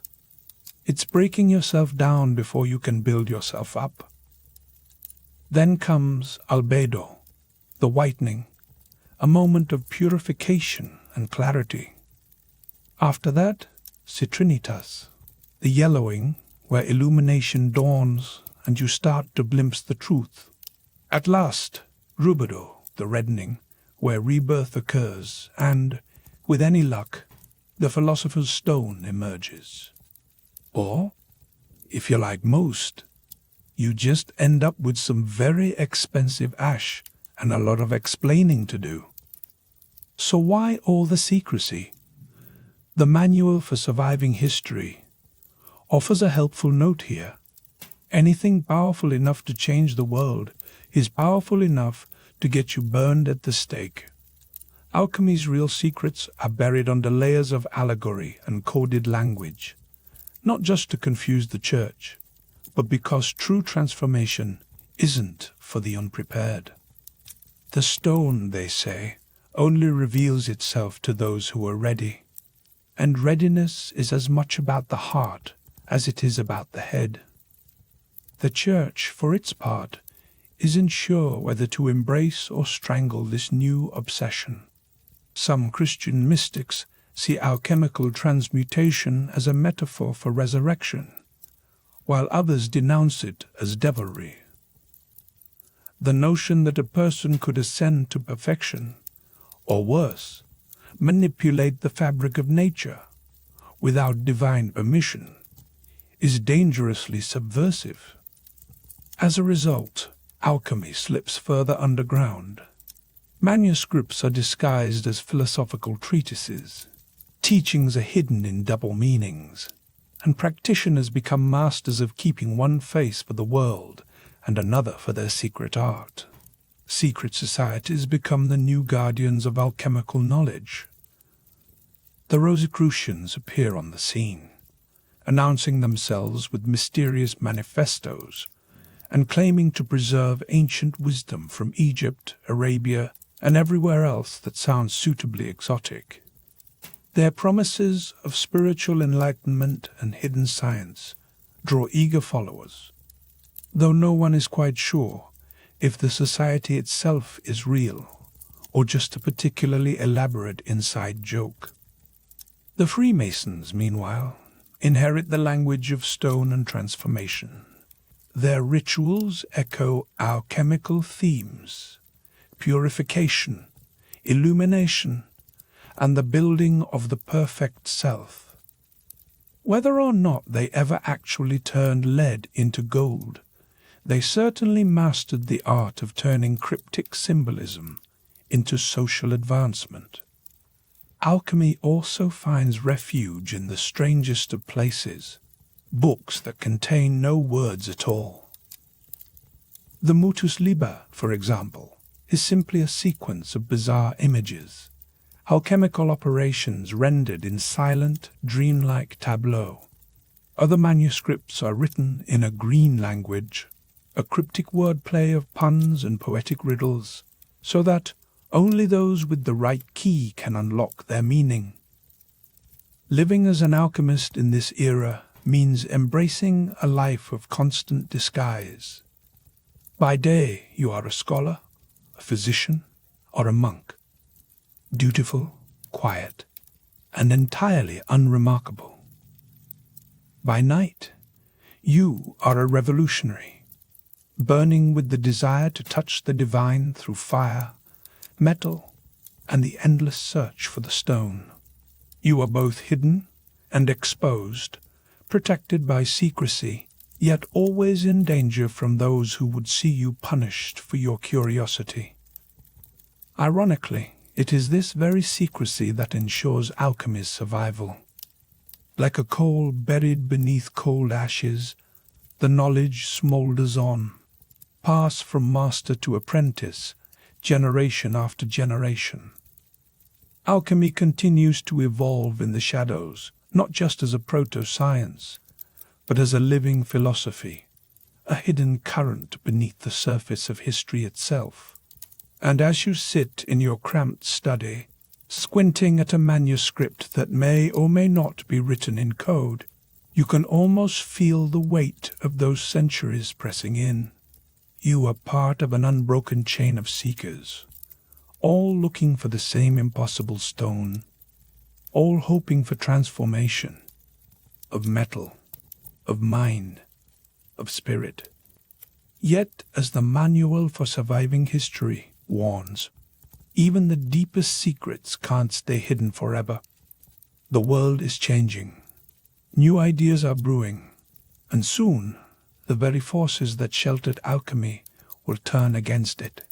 By the 17th and 18th centuries, a quiet revolution is underway, one that will both inherit and bury the legacy of alchemy. The story doesn't end in shadowed chambers. It's about to step out into the light. As we enter the 1600s and 1700s, the world is changing in ways your ancestors could barely imagine. A hush falls across the old alchemical workshops. The air is thick with the scent of burnt herbs and disappointment. The age of the Enlightenment has arrived, marching in with powdered wigs and pocket watches. and it isn't much interested in your secret ciphers or midnight experiments. Once, you could wrap yourself in metaphor and mysticism, muttering about the unity of all things as you stirred your bubbling concoctions. Now, the new scholars want hard evidence, clear logic, and, worst of all, reproducible results. Alchemy, as the ancient manual warns you in a particularly scathing margin note, is about to be inherited by its own impatient offspring. The name of the game is now chemistry. But don't worry, you don't get thrown out of the laboratory overnight. Instead, it's a slow, awkward shuffle. One day you're searching for the philosopher's stone. The next, you're being asked to calibrate a balance and explain your findings in something other than poetic riddles. You sigh and swap your black sun for a barometer. Many of the first chemists are really just alchemists in new coats, forced to trade their dreams of spiritual gold for practical experiments and, if they're lucky, a little bit of job security. No more dragon's breath or mystical symbols, just rows of glassware, careful measurements, and the constant nagging suspicion that someone is about to ask you to write everything down in triplicate. Then along comes Robert Boyle, the man your manual describes as the polite executioner, with his 1661 book, The Skeptical Chemist. He doesn't mock your old ways, but he quietly removes the heart of your rituals, insisting that matter is made of atoms and reactions are the result of natural laws, not magical correspondences. Boyle still appreciates transformation, but only if it can be measured, explained, and repeated by anyone with a steady hand and a healthy disrespect for allegory. Soon after, Antoine Lavoisier waltzes into the story, discovers the role of oxygen in combustion, and sends the ancient theory of earth, air, fire, and water straight to the recycling bin of history. The periodic table looms on the horizon, a tidy grid where every element has its number and place, and there's no room left for the hidden language of alchemists. Laboratories become the new temples, but now the only sacrifices are test tubes and the occasional pair of singed eyebrows. Alchemy, with its cryptic codes and sacred metaphors, is gently escorted off the scholarly stage, left to haunt the footnotes and the folklore. Now, when someone mentions alchemy, it's usually with a smirk, as if to say, "Can you believe people once thought lead could turn into gold?" Except, here's the twist. The entire edifice of modern science stands on the crooked foundations you helped lay. The glassware, the distillations, the stubborn curiosity, all of it was forged in the furnace of your old smoky workshop. Chemistry didn't just supplant alchemy, it owes everything to it. Alchemy walked so chemistry could sprint, clipboard in hand, toward the industrial age. Industry wants answers, not allegories. Governments fund research, not mystery cults. The philosopher's stone gets swapped for the microscope, the mysterious Athanor for the humble Bunsen burner. Something sacred has been made ordinary, traded for efficiency and progress. But if you listen closely, you can still hear the old whispers, flickering in the corners that science forgot. Alchemy survives as a symbol now, a reminder of transformation, unity, and the eternal dance between matter and spirit. The fires you tended may have left the public eye, but they still burn, quietly, beneath the surface. And as the world turns to chemistry for answers, there are always a few stubborn souls, perhaps even you, who look to alchemy for meaning. Because some flames, no matter how deeply buried, refuse to go out. Of course, just when you think the story is over, it continues in the shadows. Alchemy may have vanished from the halls of science, but it never truly died. In the next chapter, you'll see just how far its legacy reaches, and why transformation of matter or of self remains a power that refuses to be forgotten. You set your tools down, wipe the ash from your hands, and for a brief moment you imagine the world as something other than endless hammering and soot. The fire in your forge has always been a symbol, a promise that with enough labor, enough suffering, even the basest of things might become something more. But here's the secret: the old Manual for Surviving History only whispers about in its footnotes. Transformation isn't limited to metals alone. It's for people too, and alchemy, for all its gold lust and cryptic diagrams, never really died. It just slipped on a new mask, ducked out the side door of the laboratory, and started showing up in the most unexpected places. You see, the story you've heard, the one where alchemy is a failed science, an embarrassing ancestor to chemistry, a parade of bearded men squinting at bubbling flasks and muttering about mercury, is a little too tidy. It's what you'd write if you liked your history straightforward, with a beginning, a middle, and a neat, sensible end. But if you've read enough of the old manual, you know better. Alchemy is the ultimate survivor. It does what you, the endlessly unappreciated blacksmith, have done every day. It adapts, it hides, it transforms itself to fit whatever the world demands. Once, alchemy was the secret art of the Egyptian tomb, its spells painted in ochre on the inside of burial chambers. Later, it grew up in the fire temples of ancient Persia, where magi whispered to the flames and wrote their secrets in the language of stars. When the world got colder, harsher, and more suspicious, alchemy tucked itself away in the monasteries of medieval Europe, where monks copied its texts by candlelight, always watching the door for the Inquisition.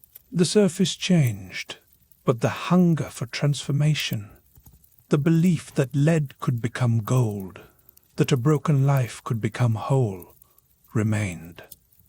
The manual says, "When the world grows suspicious of magic, call it science. When it grows suspicious of science, call it medicine. When it grows suspicious of medicine, call it self-improvement." Alchemy took this advice to heart. By the time the sooty medieval centuries coughed their way into the modern age, alchemy had already begun to dissolve, splitting into its component parts. Chemistry got the glassware and the explosions. Medicine snatched up the herbal lore and the hope of healing. And psychology? Well, psychology inherited the dreams. Fast forward to the 20th century. The world is electrified, the streets full of noise, and the old superstitions are supposed to be dead. But alchemy is right there, waiting for another chance to slip a lesson into your pocket. Enter Carl Jung, a Swiss psychologist who, if the manual is to be believed, read far too many old books and took his dreams a little too seriously. Jung didn't see the alchemists as fools or frauds. He saw them as unwitting explorers of the psyche, mapping their own transformations in the language of metals, fires, and mystical stones. Here's how Jung broke it down, and you can almost hear the manual's marginalia cackling with delight. The alchemist's journey wasn't really about turning lead into gold. It was about turning a fractured, suffering self into a unified, resilient one. The blackening stage, negredo, was depression, the darkness that comes before any real change. The whitening, albedo, was that flicker of insight, the moment when things start to make sense. The reddening, rubedo, was the birth of a new self, hard-won and rare, like gold that's been pulled from the mud. And the philosopher's stone? Not a rock, not a potion. It was individuation. That's a word the manual insists is far too modern for its pages. But the meaning is older than any empire, becoming whole, forging yourself in the fires of your own experience. Alchemy, in this sense, is less about gold and more about the courage to face your own darkness and shape it into something that can shine. You might think, well, that's all fine for dreamers and scholars, but what does it have to do with me, with the sweat and blisters and the endless banging of metal? Look around. The fingerprints of alchemy are everywhere, even if you've never set foot in a laboratory. Every time you hear someone talk about refining their character, distilling their experiences, purifying their thoughts, you're hearing echoes of the old alchemical language. Self-help books, those modern grimoires stacked high in airport bookstores, all promise transformation, turning your flawed, heavy self into something bright and valuable. The stories you love, the ones where heroes are broken, forced underground and then re-emerge changed, are just retellings of the alchemist's journey. Even in the world of hard science, the spirit of alchemy lingers like a stubborn ghost. Chemists split atoms and dream of new elements. Physicists chase after dark matter and unified fields, speaking in a language that's just as fantastical as anything in the ancient manuals. The search for the universe's building blocks continues. The only difference is that the beakers are cleaner, and the robes have been replaced with lab coats. But the manual's most persistent lesson, scribbled in the margins by 1,000 tired hands, is this: transformation is not just a trick of the laboratory. It is the only way anything truly endures. Alchemy, at its heart, never divided spirit from matter or science from mystery. It insisted that to change the world, you first had to change yourself. Every experiment, every night, spent staring into the fire or the abyss, was really a sacred question. Who are you becoming in the process? Maybe that's why the alchemist's fire still flickers, not just in the dusty corners of forgotten labs, but in every person who's ever wanted to become more than they were. You know that fire. It's the same one that keeps you going. Even when the work is endless, the recognition non-existent, and the only reward is to do it all again tomorrow. Alchemy isn't just a chapter in history. It's a mirror. And when you stare into it, you see not just the soot on your face, but the possibility of something brighter beneath. Now, here's where the manual nudges you in the ribs and asks you to pay attention, because here comes the twist. The real legacy of alchemy is its refusal to separate the ordinary from the extraordinary. It whispers that your daily grind, your repeated disappointments, your aching back and cracked knuckles, are not obstacles to transformation. They are the raw materials, the base metals. In a world obsessed with speed and certainty, alchemy dares to remind you that the work of change is slow, often invisible, and always messy. It draws no line between the sacred and the mundane. The laboratory is the kitchen, the forge, the dreams you have when you finally collapse into sleep. Every ritual, every recipe, every act of patience is a kind of spell, a wager that something better can be made from what you have, even if it's just a pile of rusty nails and an hour of quiet before dawn. And if you think this is all ancient history, just the stuff of weird old books and failed wizards, look again. Every time you watch someone walk away from disaster and keep going, stubbornly, refusing to be broken, you're seeing alchemy at work. Every time someone picks up their tools and tries again, even when they know no one will thank them, that's the philosopher's stone in action. Of course, the manual can't resist a final bit of dark humor. The true alchemist is the one who survives long enough to become a legend, usually after everyone else is dead and can't contradict the story. You, the blacksmith, the laborer, the dreamer, you are the real engine of change, no matter how many kings or scholars claim the credit. You endure. And in that endurance, you transform the world, even if the world refuses to notice. So, the next time you hear someone dismiss alchemy as a relic, a superstition, an embarrassment, you'll know better. You'll remember that transformation is rarely spectacular. More often, it's a slow burning, a long slog, a daily act of will.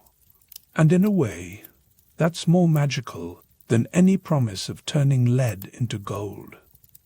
Because what alchemy really teaches, what it's always taught, no matter the disguise, is that the power to change is hidden in plain sight, buried in the routines, the hardships, the dreams you barely allow yourself to remember. And speaking of dreams, the manual now flips a page, and you feel the shift in the air. For as much as transformation happens by fire and labor, it also happens in the quiet, unguarded spaces of the mind. The next secret waits in the world of sleep, where ancient civilizations looked for signs and salvation, not in waking toil, but in the visions that came with closed eyes. You lie awake, staring at the darkness above you, and for a brief, shivering instant, you realize that sleep is not the escape you hoped for. In the ancient world, sleep was never just a chance to rest weary limbs or to forget the agony of another day spent at the forge, the fields, or the loom. No, the moment your eyelids flutter shut, you're not leaving reality behind. You're crossing the threshold into a place even stranger, more dangerous, and infinitely more meaningful than the waking world. Dreams, to the ancients, are not mere nighttime entertainment or the brain's way of tidying up its emotional clutter. They are, quite literally, messages. Sometimes they arrive as gentle whispers, sometimes as blood-chilling warnings, and sometimes as full-throated proclamations from gods or spirits who seem to have no concept of personal space or your need for a good night's rest. You pull the thin blanket closer, shivering as you remember that, in this era, the boundary between the physical world and the invisible is more of a suggestion than an actual line. When sleep finally claims you, that barrier grows thin, almost transparent. What waits for you in the darkness isn't just the random jumble of your day's miseries. It's the possibility that something sacred, mysterious, and yes, occasionally terrifying, will reach across to touch your mind. In this world, the divine is never far away, and the night is their preferred time to visit. Let's be honest, for the average person in ancient times, the prospect of a visit from the gods is only slightly less alarming than a tax collector showing up at your door. But you can't ignore these nighttime messages. A dream might change the fate of a city, decide the next king, or send a priest scrambling to adjust tomorrow's ritual. The stakes are that high. Everyone, from the muddy farmer to the dust-covered priest, knows that ignoring the significant dream is not just foolish, it's dangerous. The gods, it seems, do not appreciate being screened like an unimportant messenger at the palace gate. You, the dreamer, are not just someone who sleeps. For those hours, you're a vessel, an accidental prophet in itchy linen, briefly open to the cosmos. Your dreams are not yours alone, they are dispatches from the universe. And sometimes, just sometimes, they make you into a figure of consequence. Prophets, heroes, and rulers have risen on the backs of dreams, whether they wanted to or not. Whole professions are built around this sacred nighttime business. Priests, oracles, shamans, and seers spend years learning the language of dreams. They pore over symbols, a snake here, a rising sun there, a river running red. Each symbol could mean anything from a lucky harvest to imminent doom, depending on the context and, let's be honest, how much the interpreter likes you. Every culture has its own code book, but the belief is always the same. Dreams matter. Ignore them at your peril. Even now, after millennia of skepticism and brain scans, some of us still talk about following our dreams or waking up to a realization. But in the ancient world, these weren't poetic metaphors. Dreams were battle plans and treasure maps, sacred intelligence delivered while you, the supposed owner of your brain, lay helpless and drooling in your sleep. This was long before Freud, before anyone tried to catalog REM cycles or explain away the spirit world with a tangle of neurons. The ancients knew their dreams were real enough to sway kings, topple empires, and, occasionally, ruin your week. To walk through your dreams was to walk with gods, whether you wanted their company or not. Let's start with the Sumerians, the inventors of paperwork, bureaucracy, and, most importantly, written records of dreams. 5,000 years ago, in the flood-soaked valleys of Mesopotamia, Sumerian scribes carefully pressed dreams into clay tablets. You might think of dreams as private, but in Sumer they were official business, direct transmissions from the gods, sent not to amuse but to instruct, warn, or command. And these messages had consequences. Picture a royal court in ancient Ur. The king tosses on his straw pallet, haunted by visions of lions and thunder.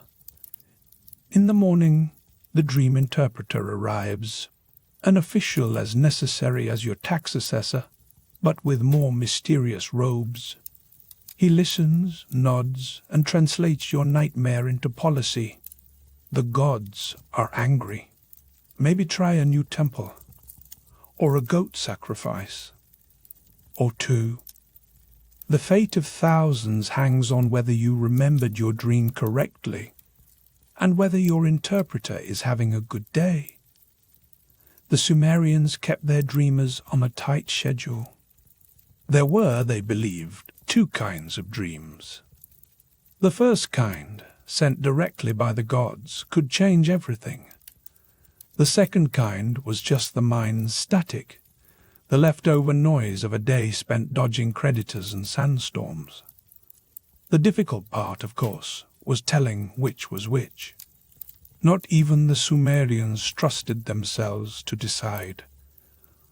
Instead, they relied on priests and diviners, people who knew the secret patterns and could tease meaning from the night's chaos. They even had special sleep chambers tucked deep within their temples. Here, priests and kings would lie down, hoping for a visit from the divine. This ritual, known as incubation, probably began in Sumer. The idea was simple. If you wanted the gods' attention, you had to meet them halfway. And apparently that meant sleeping in a drafty room, surrounded by the smell of old incense and nervous anticipation. Dreams weren't just personal business. They were political weapons. If the king announced, "The god spoke to me in a dream," he could justify anything from a new law to a war. Divine dreams were the original press release. The Sumerian universe was alive with meaning, and every dream image, a storm, a lion, a falling star, carried cosmic weight. To ignore a dream was to risk the wrath of the heavens. And in Sumer, the heavens were always watching.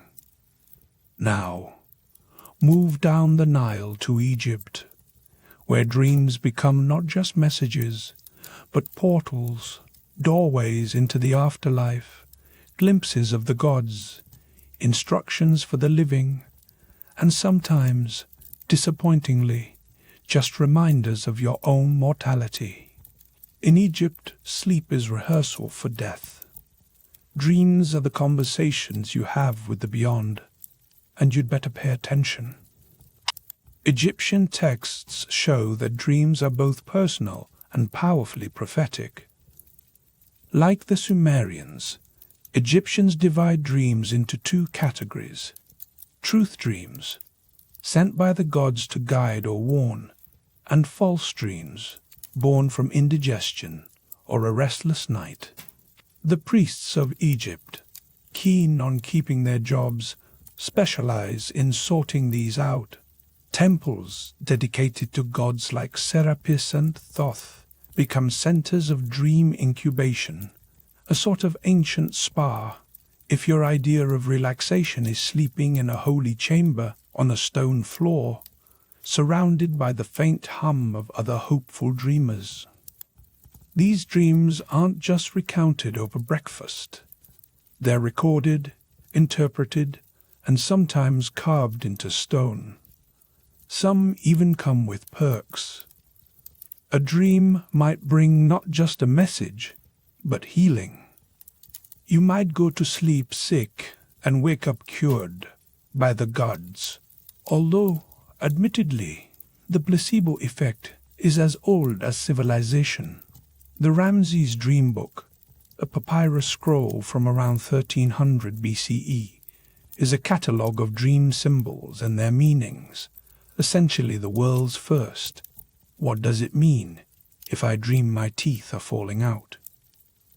Guide. Eating crocodile flesh means you'll gain power over your enemies. Drinking warm beer, which, let's face it, is pretty much the only kind of beer you'll find in Egypt, is said to spell sorrow ahead. These interpretations are not for entertainment. Pharaohs, generals, and priests all consult the dream experts who act as translators between the dreamer and the gods. The stakes could hardly be higher.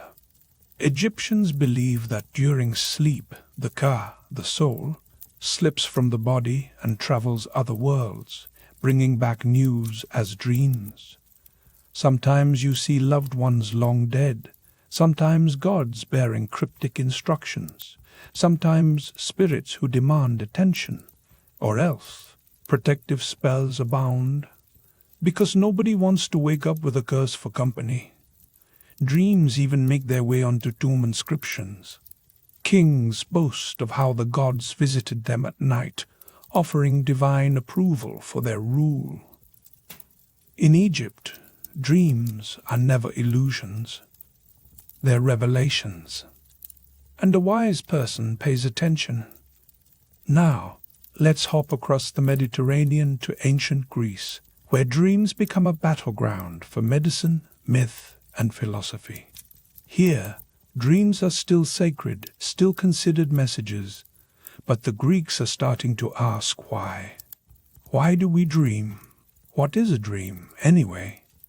The first sparks of psychology flicker here. If you're in need of healing, you head straight for the Asclepian, the temple of Asclepius, the god of medicine. Pilgrims travel from across the Mediterranean to sleep in these sanctuaries, hoping for a miracle. The process is called incubation, and it's as much about ritual as it is about rest. You bathe, you fast, you pray, you sacrifice, doing everything short of counting sheep. The goal? To receive a healing dream from the god himself. In these sacred dreams, Asclepius might appear, diagnosing your illness, prescribing a cure, or, if you're especially lucky, performing surgery while you sleep. When you wake, the temple priests, trained as both therapists and interpreters, listen to your dream and prescribe a treatment. Sometimes it's a ritual. Sometimes it's a new diet. Sometimes it's just gratitude to the gods. Pilgrims leave behind inscriptions scratched into the temple walls, thanking Asclepius for restored sight or relief from pain. To them, healing and dreaming are inseparable. But dreams aren't just for healing. In Greece, they're political and prophetic too. In Homer's epics, dreams come straight from Zeus. In the Iliad, the god sends a deceptive dream to Agamemnon, changing the course of battle. In the Odyssey, Penelope muses on the two gates of dreams, horn for truth, ivory for lies. Dream interpretation becomes a respected craft. And philosophers like Aristotle and Heraclitus debate whether dreams are divine or just the soul's late-night musings. Artemidorus, a 2nd century dream interpreter, writes the Oneirocritica, a 5-volume guide to decoding dreams. He insists that context matters. The same dream means something different to a farmer than to a sailor. His work is so thorough that it's referenced for centuries. The Greeks believe sleep loosens the soul's grip on the body, allowing it to drift into a liminal state, where it can snatch secrets from the universe. To dream is to touch the divine, if only for a moment. In the ancient world, dreams are prophecies, windows into the future, privileged glimpses of fate. Many civilizations believe the dream state lets time unravel. You, half-conscious, might witness tomorrow's disaster or triumph before it arrives. And that knowledge is both a blessing and a burden. Across Sumer, Egypt, and Greece, history teems with leaders who act upon their dreams. Misinterpret a warning, and you could doom a city. Read a dream correctly, and you might save an empire. In Mesopotamia, dreams of falling stars or rivers running red with blood are signs of war or disaster. Priests keep meticulous dream records, searching for patterns in the chaos. These aren't just dusty archives. They're consulted in times of crisis, as if the solution to a famine or invasion might be lurking in last night's nightmare. Egyptians, too, treat dreams as divine warnings. One pharaoh, Thutmose IV, claims that his reign was promised in a dream, one where the Sphinx itself spoke to him, demanding to be freed from the sand.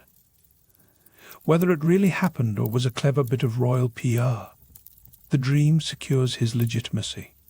In a land obsessed with the afterlife, even the gods play politics. The Greeks, for their part, look to dreams for guidance before battles and big decisions. Oracles, famed for their cryptic pronouncements, often dream as part of their rituals. Alexander the Great, never one for subtlety, claims to dream of the Egyptian god Serapis before conquering Persia. That's the kind of endorsement you want before marching an army across the known world. But prophecy isn't just for kings. Everyday people believe their dreams can foretell marriages, births, illnesses, or deaths. Artemidorus's manual is full of advice. Lose a tooth in a dream. Expect a death in the family. Fly in a dream. Brace for a change in fortune.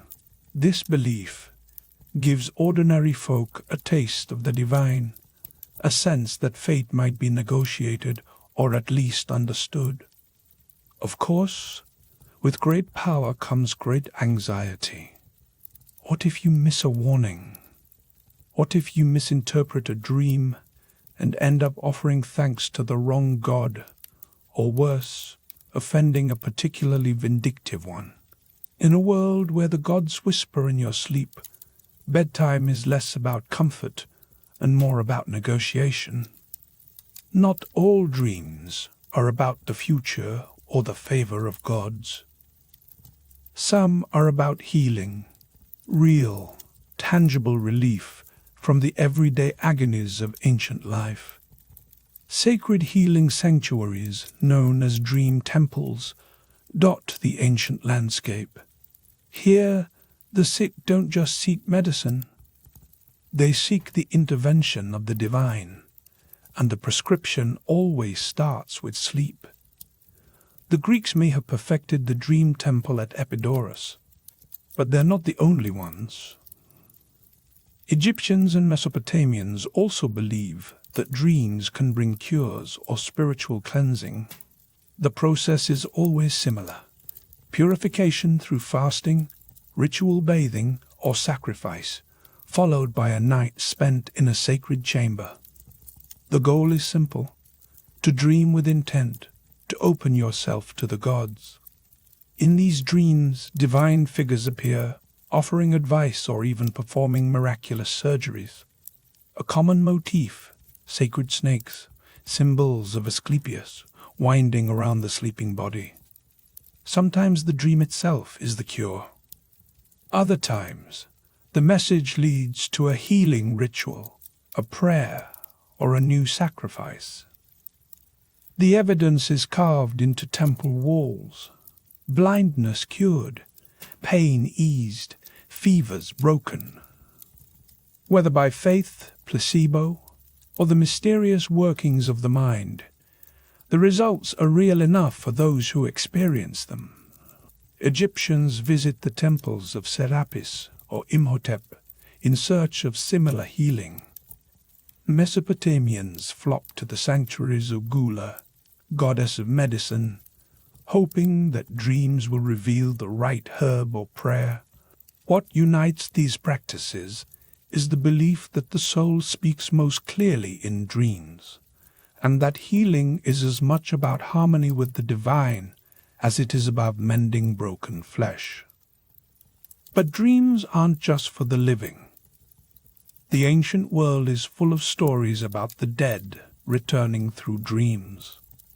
For many, the dream is the only chance to hear the voice of a lost parent or child, to receive guidance or warnings from those who have crossed to the other side. These encounters are not dismissed as grief or imagination. They are treated as genuine visits, a sacred moment when the veil between worlds grows thin.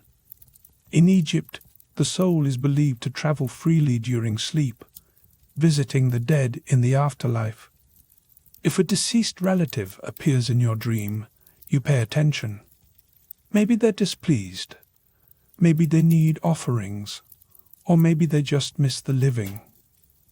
Egyptians sometimes leave letters for the dead in tombs, hoping their requests will be answered in a dream. In Mesopotamia, such dreams are treated with a mix of awe and caution. The dead retain power, and a dream visitation could mean something is amiss, a neglected burial, an unpaid debt, or an unfulfilled vow. The Greeks also take dreams of the dead seriously. In Homer's Odyssey, Odysseus descends into the underworld to speak with departed souls, a mythic echo of what many believe happens every night in sleep. The philosopher Heraclitus puts it bluntly: the waking have one world in common, but the sleeping turn aside each into a world of his own. In that private world, the dead can slip through. Even outside the Mediterranean, cultures from every corner of the ancient world believe that dreams are the language of the dead. A voice in the night is not dismissed as wishful thinking. It's a summons from the past, a reminder that the bonds of love, duty, and family persist, even beyond the grave. Dreams are never simple. They come tangled with symbols, strange creatures, impossible events, celestial signs. The ancients believe that these are not random images, but a coded language sent by the divine. Interpreting them is a high-stakes art, requiring training, intuition, and a good measure of humility. In Mesopotamia, Egypt, and Greece, professional dream interpreters are highly respected, almost priestly figures. They keep vast archives of dreams, memorize symbol dictionaries, and learn how to distinguish between a true dream and a meaningless one. Their interpretations shape politics, medicine, and even war. Some symbols repeat across cultures. A snake might mean danger or transformation. Fire can warn of disaster or promise purification. Flying might represent escape or the soul's longing for freedom. The Egyptian dream books are filled with such examples: drowning signals, an emotional storm, blindness foretells a revelation or a painful truth. These are not guesses. They're part of an ancient language refined over centuries. Artemidorus's Onerocritica, that 5-volume Greek manual, insists that context is everything. The same dream means different things to different people. A flood means something to a farmer that it doesn't to a sailor. This is a surprisingly modern idea, the notion that personal experience shapes dream meaning. Dream interpretation is tied to divination, a web of omens and sacred messages. Dreamers consult oracles, draw lots, or perform rituals to clarify what they've seen. Some keep dream journals, carved or written for personal reflection and for sharing with their community. To the ancients, these symbols are not subconscious images. They are keys, fragments of the divine language whispered to you in sleep. It's easy, from the modern vantage point, to dismiss all this as superstition or the product of too much wine and not enough sleep. But for the ancients, dreams are not fleeting fragments. They're sacred, structured, and respected. They offer guidance, healing, connection to the dead, and glimpses of the divine. The dream world is woven into every aspect of life: medicine, religion, governance. So what changed? As science and rationalism rose, dreams lost their sacred aura. No more messages from the gods. Now, they're just neurological static, chemical byproducts or emotional leftovers. The sacred becomes clinical. The symbolic is reduced to biology. Yet, even now, in moments of grief or sudden insight, dreams still matter. A dream of a lost loved one brings comfort or closure. A nightmare reflects an unspoken fear. Modern psychology tries to reclaim some ancient wisdom, recognizing that dreams hold power, even if we no longer call it divine. The ancients knew what we often forget. The dream world is not separate from life.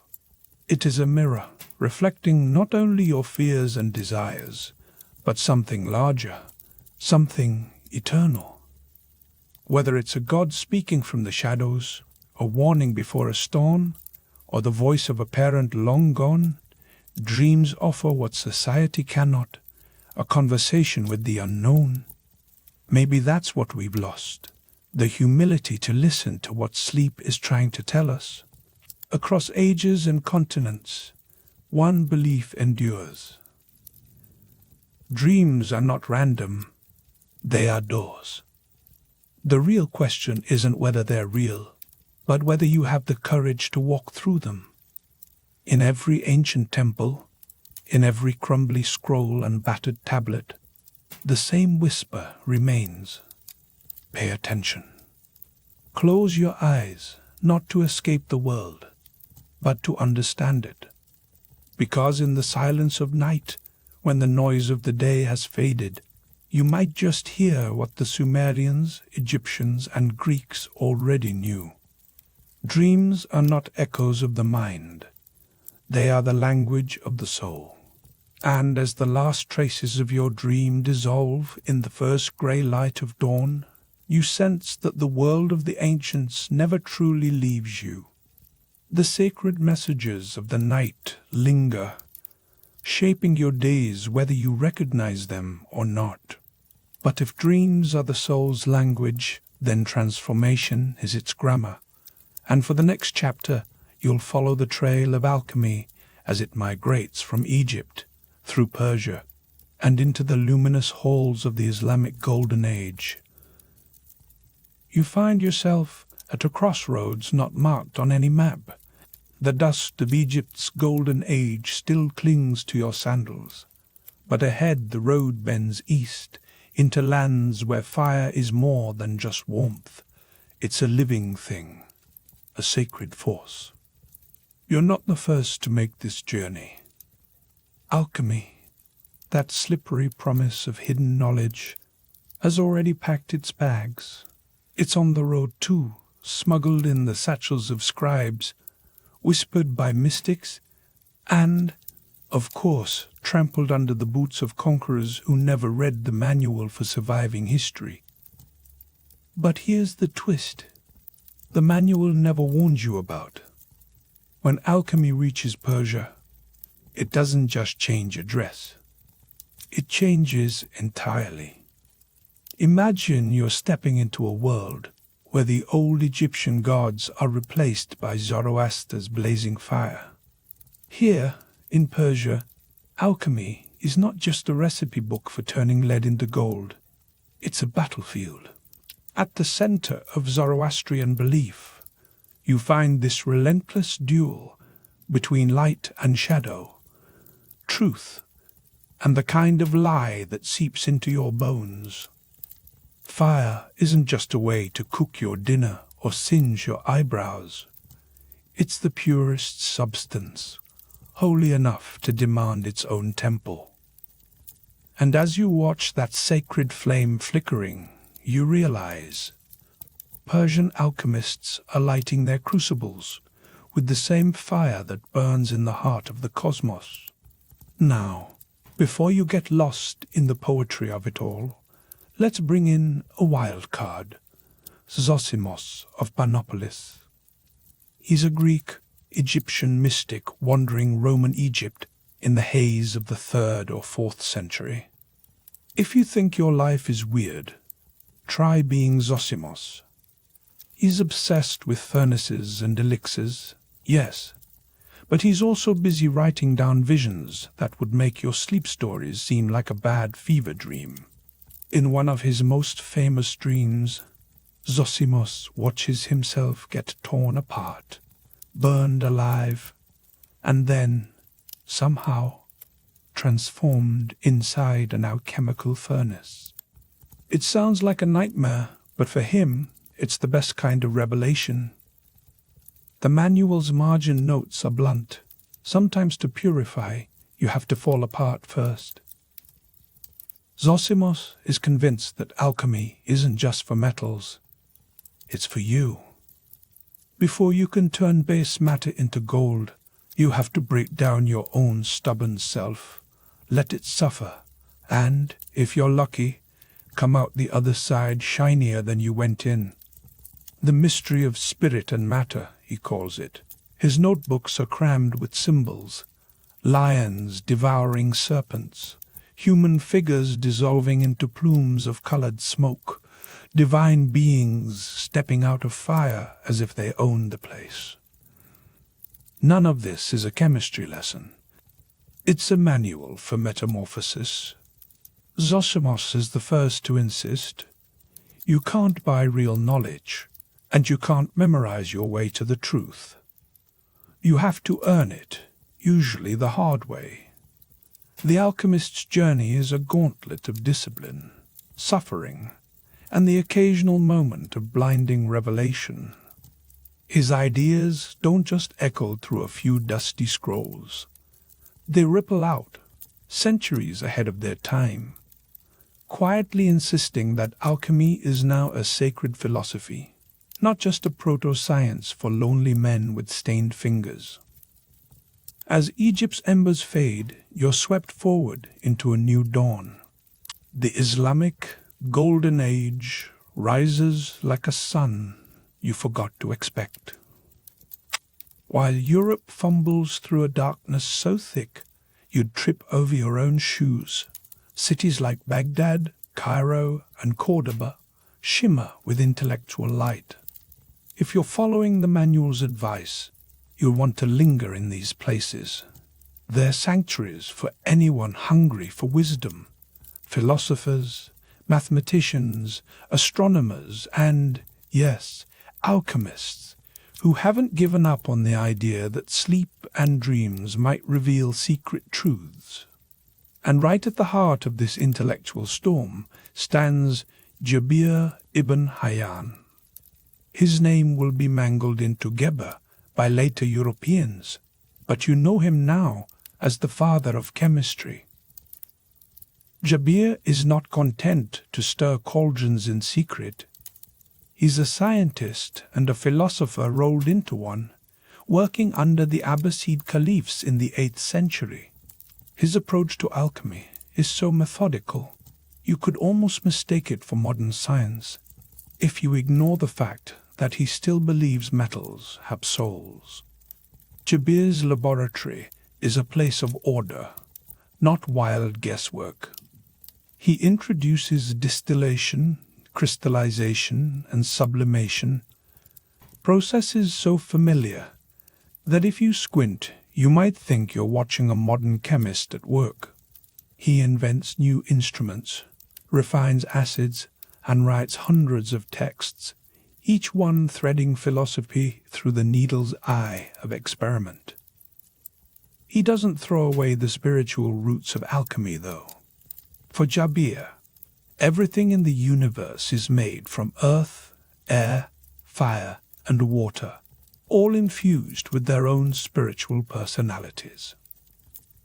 His system is a labyrinth of numerology, astrology, and symbolism.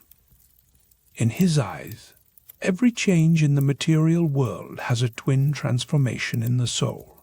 One of Jabir's most radical ideas is the concept of balance, mizan, as the key to everything. Just like your body needs balance to avoid falling asleep on the job or dying before 40, metals need balance to become perfect. Gold isn't just valuable, it's matter in its most harmonious state. If you can coax a lump of lead into balance, you might just make it sing with the glow of gold. And if you can manage that with a piece of ugly metal, maybe you can do it with yourself too. Jabir's influence doesn't stay locked behind the walls of the caliph's court.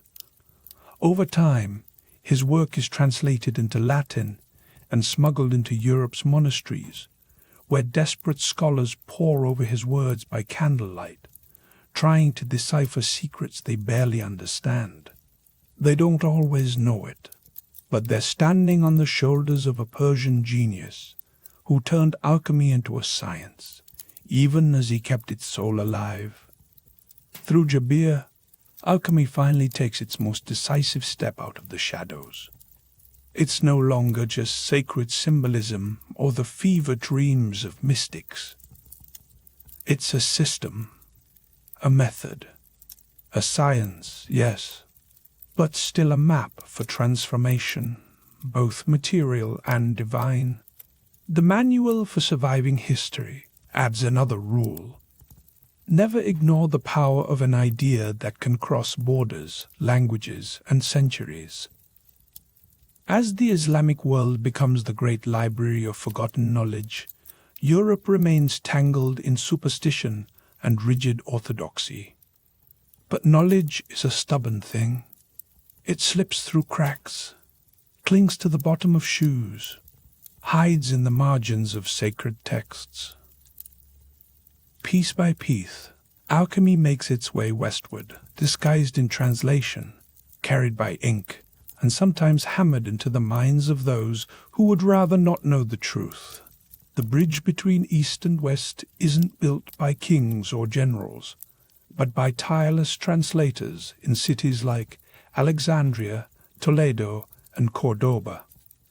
Here, Christian, Jewish, and Muslim scholars manage to work side by side, at least when they're not arguing over coffee, struggling to decode Arabic manuscripts that contain the wisdom of Jabir, Zosimos, and Aristotle.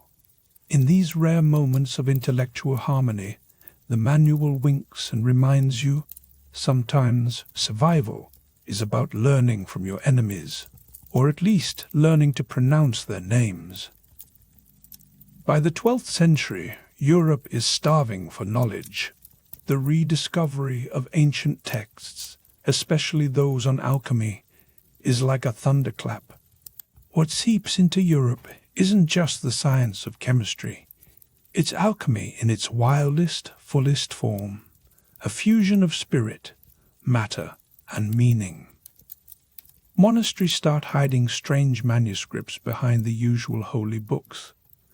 Monks experiment with metals, not just to purify them, but to purify themselves. In the flicker of candlelight, you see the same old obsession, transmutation. The dream that lead can become gold, and that the lump of misery called the human soul can do the same.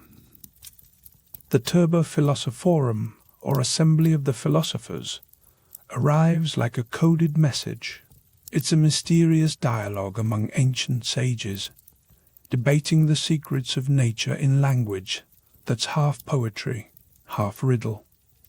Then comes the Picatrix, a sprawling Arabic grimoire, packed with astrology and alchemical symbolism. These books don't just hand over recipes. They sneak in entire worldviews, planting seeds that will grow into strange new philosophies. Latin translations of these texts circulate quietly, often disguised as religious or philosophical treatises, so no one gets burned at the stake for heresy. After all, alchemy is dangerous. It threatens the fixed order. If lead can become gold, why can't a peasant become a king? Why can't a mortal become divine? The church watches with the wary eye of a cat near a spilled bucket of milk. But alchemy's lure is too powerful.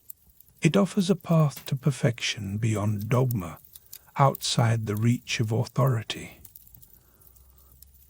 By the late Middle Ages, Europe has picked up the torch. The flame that once burned in Egypt, Persia, and Baghdad now flickers in drafty castles, shadowy monasteries, and the secret societies that always seem to meet after midnight. Alchemy has crossed another threshold, and it's about to shed its skin again. So, as you close the manual for tonight, you find yourself at the edge of a new chapter. The secrets of alchemy have traveled farther than any conqueror, morphing with each new culture and era. But the real transformation is just beginning.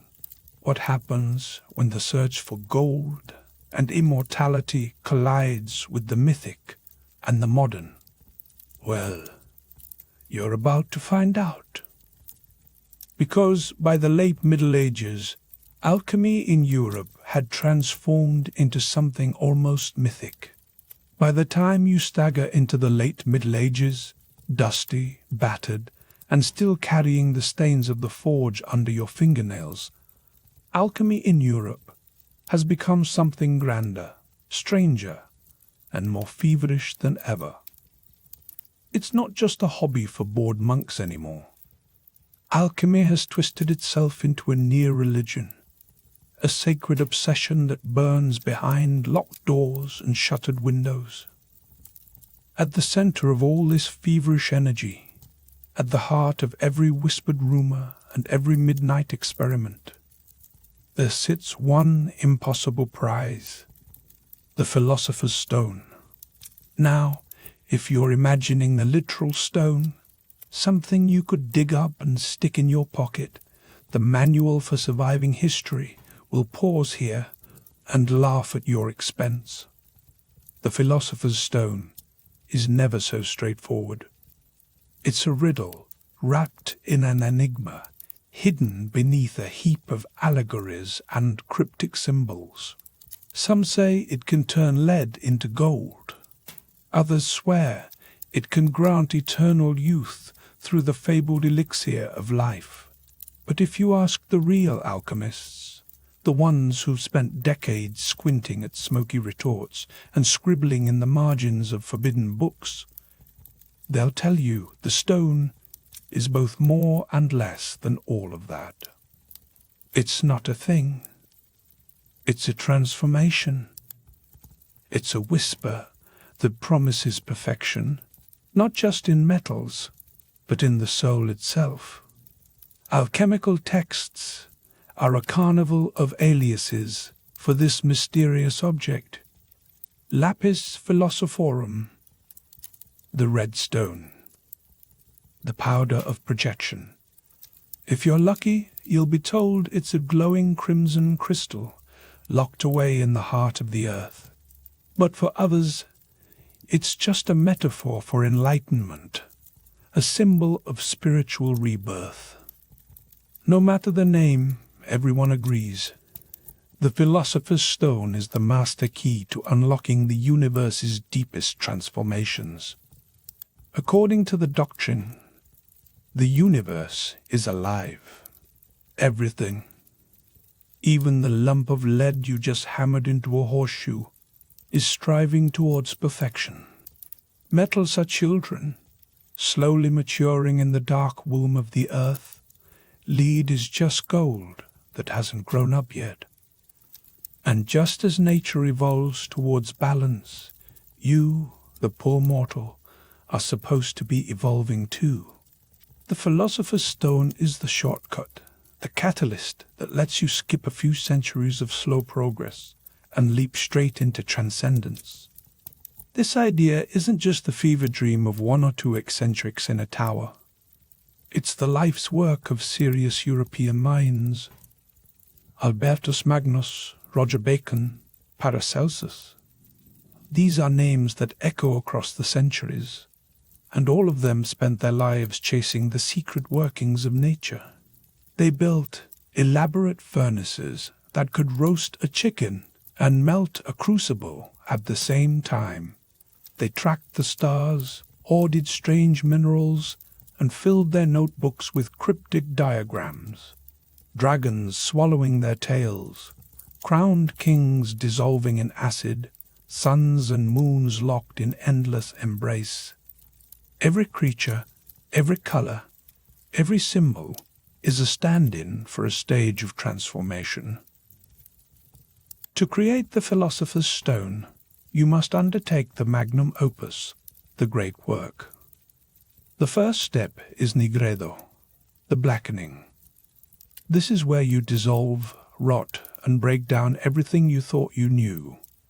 Picture yourself staring into the soot-blackened belly of your forge, feeling all your certainty burn away. Then comes albedo, the whitening, a purification, a washing clean. Citrinitas follows, a yellowing that's meant to signal illumination, a dawning of new understanding. And finally, rubedo, the reddening, rebirth, the emergence of something utterly new from the ashes. But why all this secrecy, all this talk of black suns and salt dragons? Why can't you just write a recipe and leave it on the kitchen table?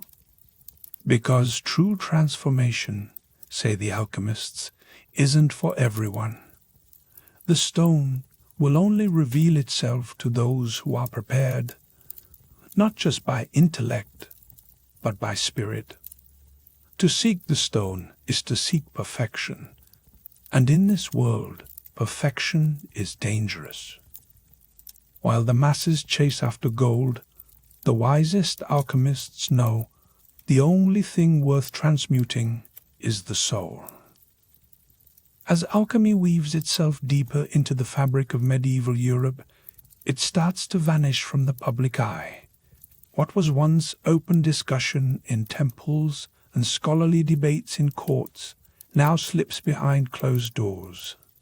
There are good reasons for this.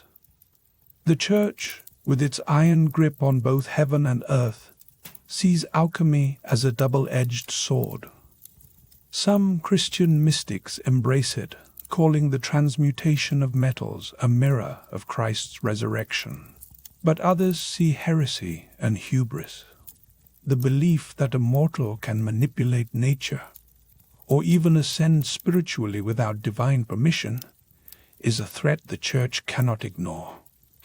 So, if you want to survive, you learn the oldest trick in the manual. You hide. You cloak your secrets in allegory and code. You paint your wisdom in images so strange and layered that only the initiated stand a chance at deciphering them. This is when alchemy goes underground, slipping into the shadows. Secret societies blossom like mushrooms after rain, each one promising to guard the flame of ancient knowledge against the chill of persecution. The Rosicrucians appear in the early 17th century, trailing rumors of Egyptian and Arabian wisdom.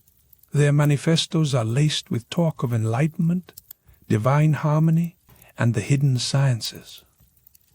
Whether the Brotherhood truly exists or is just a story spread by hopeful dreamers, their ideas catch on like wildfire, sparking 1,000 new quests for hidden meaning. The Freemasons, whose origins spiral back to the stonecutters' guilds, adopt rituals thick with alchemical symbolism. Purification, transformation, inner light, their ceremonies echo the old goals of becoming the perfect self. Maybe they don't transmute lead into gold, but their language is pure alchemy all the same. The age of secrecy produces a new genre of book, the Book of Secrets. Some, like the Mutus Libere, don't bother with words at all, telling the story of the great work only through a string of surreal images. Others hide their teachings in green language, poetic puns, wordplay, and riddles that only those with the right key can unlock. You, the would-be alchemist, must now live a double life. By day, perhaps you're a physician, a monk, or a quiet scholar. You keep your head down, mix your powders, and recite your prayers.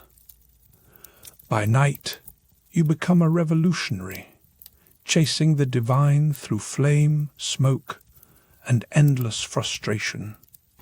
Yet it's this hiding that saves alchemy.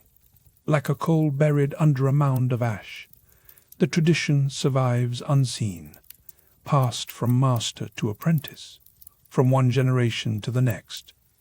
In these secretive pockets, alchemy keeps evolving, not just as a primitive science, but as a living philosophy. But change is coming, and it carries both hope and doom. By the time the clock strikes the 17th and 18th centuries, a different kind of revolution is brewing. The Enlightenment arrives, quietly at first, but soon sweeping everything before it. In the new world of empiricism and logic, there's little patience for riddles about dragons and black suns. What matters now is what can be measured, weighed, and repeated. Alchemy's child, chemistry, is about to take its first steps. It's not a dramatic beheading of the old ways.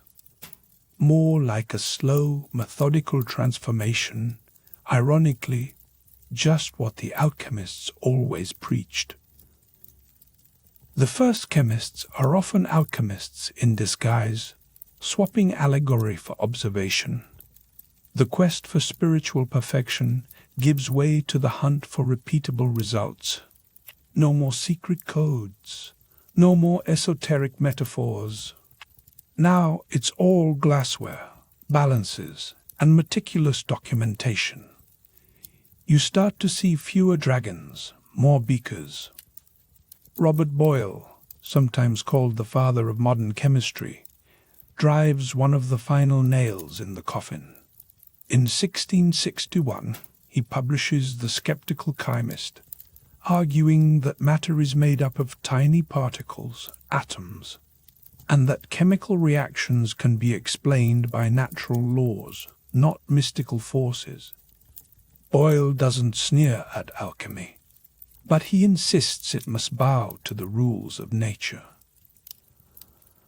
After him comes Antoine Lavoisier, who discovers oxygen's role in combustion and shatters the ancient belief in the four elements: earth, air, fire, and water.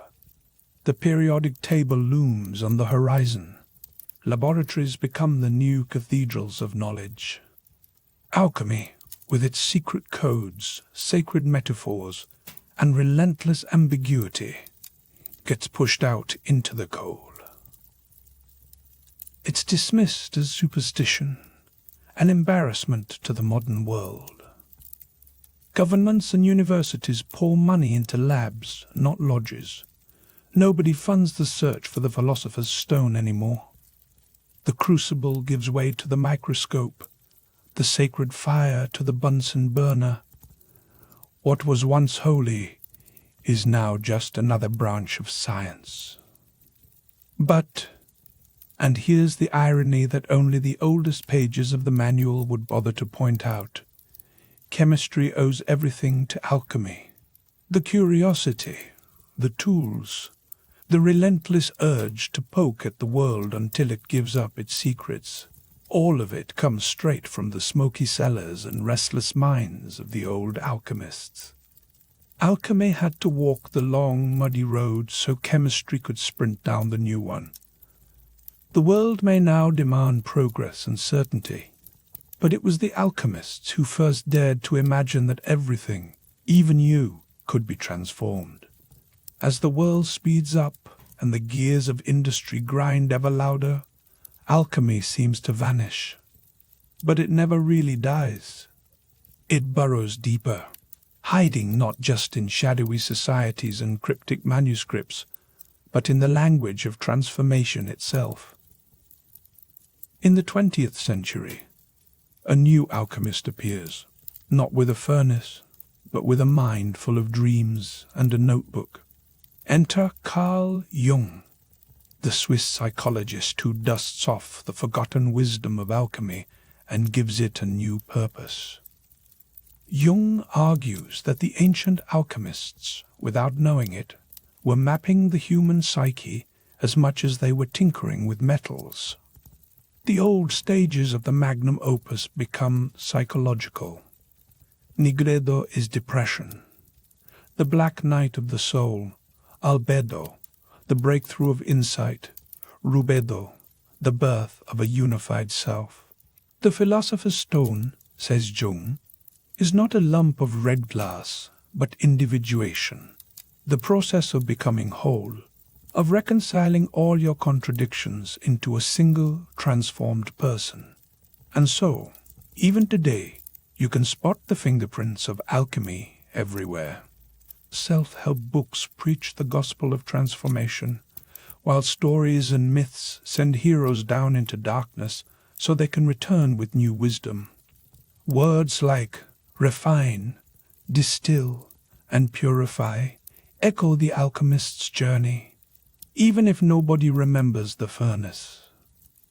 And in the world of science, the old spirit lingers on. Chemists smash atoms together to transmute elements in nuclear reactors. Physicists chase the mysteries of dark matter and unified fields with a sense of awe that wouldn't seem out of place in a medieval laboratory. The search for the universe's ultimate substance, its hidden code, never really ends. The language has changed, but the longing remains. Alchemy's true gift wasn't gold or immortality. It was the insistence that matter and spirit, science and mystery, belong together, that every experiment, every sleepless night at the forge or the lab, is also a question aimed at your own soul. Who are you becoming as you try to change the world? In a world obsessed with speed, data, and the cold precision of logic, alchemy still whispers its secret. Real transformation starts inside. The alchemist's fire doesn't just burn in crucibles. It smolders in the human heart, quietly, patiently, waiting for you to notice. Because alchemy was never just a science. It was always a mirror. And with that, as you tuck away your dreams of the philosopher's stone and brush the ash from your hands, the manual points you toward the next hidden world, a place where transformation isn't metaphorical, but carved into the very bones of the earth. At first glance, Cappadocia seems like a surreal painting, but beneath its rocky surface, entire cities sleep in the darkness, waiting for their secrets to be unearthed. Let's start at the surface, where Cappadocia doesn't look like a place where entire civilizations could simply vanish. You stand there blinking in the hard Turkish sunlight, surrounded by a landscape that feels more dream than reality, spires of stone rising like petrified smoke, soft ridges undulating into the distance, and the occasional hot air balloon drifting over it all, as if this was some whimsical painting that got out of hand. Tourists shuffle along dusty paths, craning their necks at the fairy chimneys, snapping 1,000 photos they'll later mislabel as somewhere in Middle-earth. Above ground, it's all wonder and Instagram awe. But if you'd cracked open your trusty manual for surviving history, you'd see a scribbled note in the margin. Real story is below your feet. Do not ignore the floor. Watch for loose stones. Because beneath this surreal, sun-bleached world, there's another Cappadocia, one that most never see, and even fewer can imagine. You wouldn't know it from the surface, but a vast, hidden labyrinth sprawls beneath the earth. We're not just talking about the odd cave or a cramped root cellar. No, we're talking about entire cities, layer upon layer, carved into the soft volcanic rock, stretching for miles like the world's most stubborn game of hide-and-seek. Now, these aren't rough holes scraped out in a panic. These are deliberate, engineered marvels, networks of residences, chapels, storage rooms, communal kitchens, wells tapping into secret aquifers, even schools and stables for your livestock, should you be insane enough to bring a sheep or two down the spiral staircase. Some of these cities burrow as deep as 18 stories. That's right, 18. You could drop a modern apartment building down there and still not scrape the bottom. At their peak, thousands of people lived, worked, prayed, and probably argued about chores, all under the silent weight of stone. And here's the kicker. The world above didn't even know most of these places existed until a few decades ago. Picture it. The year is 1963. A man in the little town of Derinkuyu decides, like so many before him, that his house could really use a bit more space. Maybe he's tired of the in-laws, or maybe he just wants a better wine cellar. He knocks down a basement wall, expecting dirt, or, at worst, an angry rat. Instead, he finds a tunnel. Not a crawl space, not a hole. A tunnel. Curiosity, or perhaps the same stubborn streak that built these cities in the first place, gets the better of him. He follows it, and it leads to a chamber. The chamber leads to another tunnel, which leads to a spiral staircase that seems to coil downward forever. The man stumbles, blinking, into the mouth of a forgotten world, and the rest of us get a front-row seat to one of the greatest accidental discoveries in history. It's as if a whole civilization decided to disappear underground, leaving nothing but silence and the occasional squeak of a startled bat. But Derinkuyu is just the beginning. Over the years, archaeologists have found not one, not 10, but hundreds of these subterranean settlements scattered through Cappadocia. At least 40 of them major enough to be called cities, and many interconnected by narrow tunnels and escape routes that twist through the rock in ways that make a modern subway system look straightforward. And none of this was haphazard. If you're picturing a bunch of panicked villagers burrowing like moles, think again. These cities were masterworks of planning and engineering.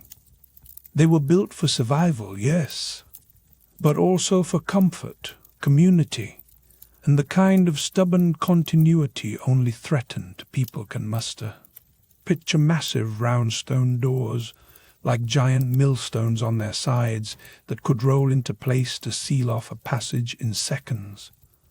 From the outside, they blended with the wall. From the inside, they were your last heavy line of defense. If you're reading along in your manual, this is where it says, in case of invasion, roll door. Hope for the best. Don't forget your mother-in-law. Ventilation was no afterthought either. Deep shafts, some plunging more than 50 meters, snake up through the rock to draw in fresh air. No fans, no electricity, just clever design and the reliable magic of physics. Wells tap into hidden aquifers, so you don't have to risk a midnight dash to the surface for water. Every corridor, every chamber, every escape route was shaped by the grim realities of siege, disaster, or whatever existential threat haunted these people. Which brings us to the question that keeps historians awake at night. Why? Why would entire communities build such elaborate cities under the earth? Why would you trade sunlight and open sky for stone and shadow? Theories pile up like laundry you keep promising to do. Some say These were sanctuaries from marauding armies, Persians, Romans, Byzantines, Arab raiders. Take your pick from the endless parade of invaders that tramped across Anatolia. Others whisper about secret religious communities, monastic orders, or ancient cults seeking refuge from persecution. And then there are the wilder ideas, natural disasters, solar cataclysms, or some unknown horror that sent people scurrying underground in terror. Whatever the reason, one fact stands tall. Cappadocia was more than a region. It was, and still is, a refuge.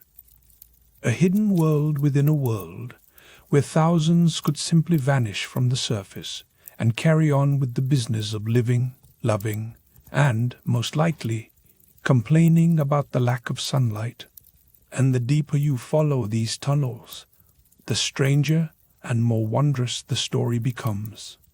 To really grasp why anyone would go to these lengths, you have to understand the land itself. Cappadocia isn't ordinary ground.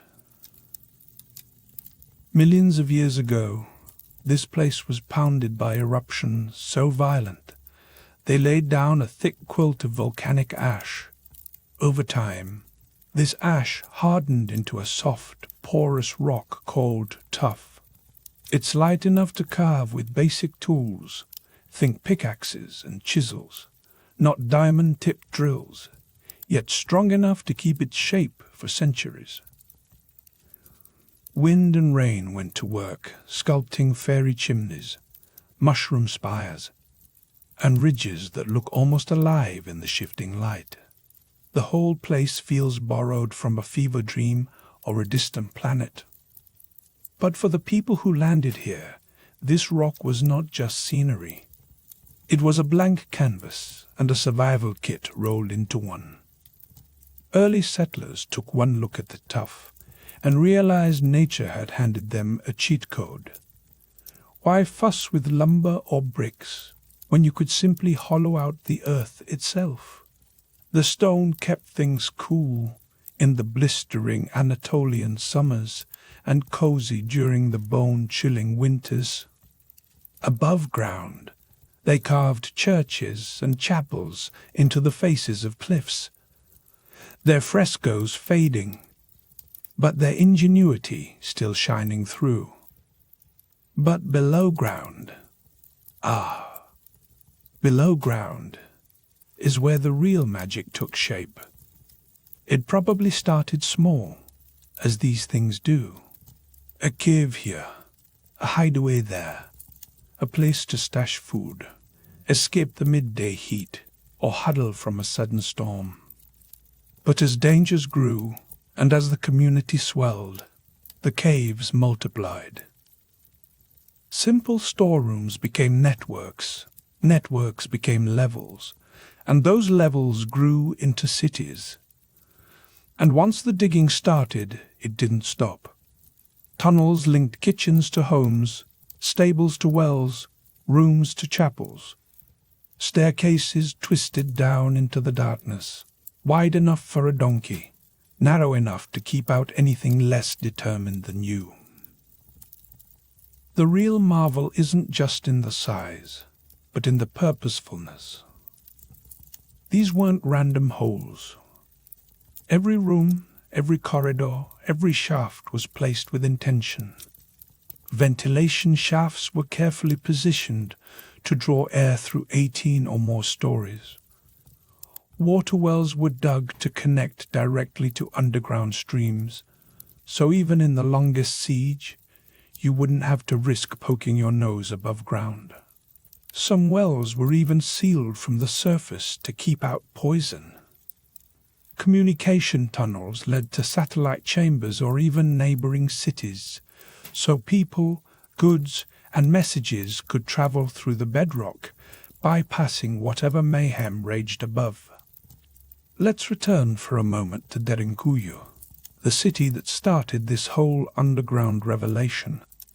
Imagine being the first person to step into pitch-black corridors that hadn't seen human light in centuries. What you'd find is not a survival bunker, but a living city.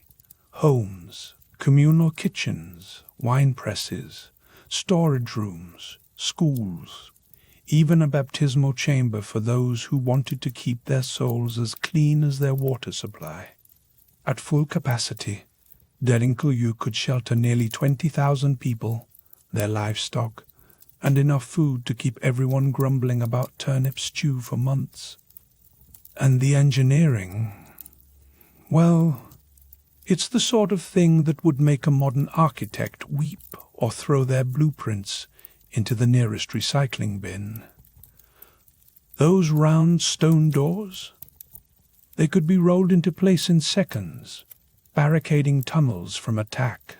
Corridors were intentionally narrow, forcing any invader to approach single file.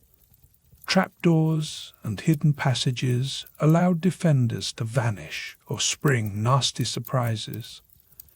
And all of it was invisible to anyone blundering past on the surface, blissfully unaware of the city humming beneath their feet. Now, here's where the mystery really digs in. No one can say for certain who first began carving out these subterranean worlds. The deeper you go, the less the city feels like a human settlement, and the more it feels like something out of myth or nightmare. Some layers were clearly expanded in Byzantine times, especially as Christian communities sought shelter from hostile neighbors. But the oldest levels, some archaeologists trace them back to the Hittite Empire, around 4,000 years ago, give or take a century. Others point to the Phrygians, or maybe even earlier. The record is almost entirely silent. There are no helpful inscriptions. No, Kilroy was here, etched into the wall. Just runes, tunnels, and a lot of questions. Why build downward when every instinct screams to stay in the light? Theories abound, and they only get stranger as you spiral down. Maybe it was invaders, maybe natural disasters, maybe something so terrifying and persistent it chased generations underground. Or maybe it was a bit of everything, woven into a centuries-long tapestry of survival and secrecy. Some fringe theories even suggest these cities weren't built to hide from people at all, but from something else entirely. Sky gods, cosmic cataclysms, or, well, your manual gets a little smudged at this point. The air shafts disguised from above, the escape routes, the stone doors. It all suggests a people desperate to disappear, to become invisible to whatever hunted them. Even today, much of Derinkuyu and its sister cities remains unexplored. The deeper you go, the darker and less familiar it becomes. The mystery isn't just who built these cities, but what drove them so far underground, and whether it worked. Because to carve out a world beneath a world, to engineer a life in the dark, you must be running from something more relentless than drought or war. The silence down there feels like an answer you're not quite ready to hear. Every single detail, the rooms laid out like a chessboard, the air that still moves through the shafts, the stone doors waiting in their grooves, whispers of endurance, ingenuity, and a fear that shaped a civilization from the shadows up. The earth itself became not just a foundation, not just shelter, but a fortress and a second sky, inverted and endless. But no manual, no matter how battered, can tell you for certain. What were they hiding from? What did they fear most? And did anyone ever truly escape it? That's where the story twists and the questions multiply. Because sometimes, the deeper you dig, the darker the truth becomes. And as we descend into the next layer of this mystery, the real test begins. Imagine living not just a day, but months, maybe even years, entirely underground. That's the reality we'll explore next. How people survived, what they believed, and what secrets still linger in the darkness below. Picture this. You've been sent underground, not for a quick hiding place or a dramatic escape, but for the long haul. Weeks at first, then months. If you're truly unlucky, years. The sun is just a rumor. Blue sky, a half-remembered dream. Instead, your world is carved stone, the oily flicker of lamps, and that strange hush, soft, omnipresent, and heavy as a secret you can't quite recall. Welcome to life beneath the surface in Cappadocia, where above ground is a phrase that simply means somewhere you aren't. And if you're following the ancient manual for surviving history, this is the chapter where you learn that survival starts with getting very comfortable with discomfort. So, what does daily life look like in a place where the ceiling is bedrock and the weather never changes? You're surrounded by a warren of rooms carved straight into volcanic tuff, each chamber echoing with the shuffling of feet and the low murmur of voices. Families squeeze into multi-room apartments, if you can call them that. Stone cubicles, sometimes with a little niche for a lamp or a shelf, for whatever precious thing you could not bear to leave behind. A bone comb, a cracked cup, a single threadbare blanket. If you're lucky, your family's quarters are far from the communal kitchens, where the air is thick with the smell of yeasty bread, wood smoke, and something much less poetic, damp livestock. These kitchens, always on the lower levels, are the heart of the underground city. Clay ovens line the walls, and the bread, when it comes out, is dense and slightly gritty from flour ground on stone. The scent is comforting, but never quite drowns out the underlying odor of wet earth and the faint tang of sheep. You might think that hiding underground means a life paused. But here, everything continues. Prayers echo through chapels carved into the stone, their crosses and altars worn smooth by hands and time. Some walls are painted with faded frescoes, saints and angels, whose eyes seem to follow you down the corridor. People marry here, argue here, mourn their dead in the hush of candlelit rooms. Children are taught their letters on stone benches. Voices bounce along the corridors, sometimes carrying laughter, sometimes just the scratchy cough of someone who's been breathing recycled air a little too long. Light is rationed almost as carefully as water. Oil lamps, smoky and stubborn, crowd the passageways, their flames licking shadows up the ceiling. The air, thick with the scent of burning oil, is just tolerable until you remember how little fresh air there is to go around. Ventilation shafts, clever as anything you'll see in modern engineering, snake up to the surface, doubling as both airways and smoke escapes. If you ever doubt the ingenuity of people driven by necessity, just stand under one of these shafts and feel the faintest brush of moving air, a luxury in the stifling dark.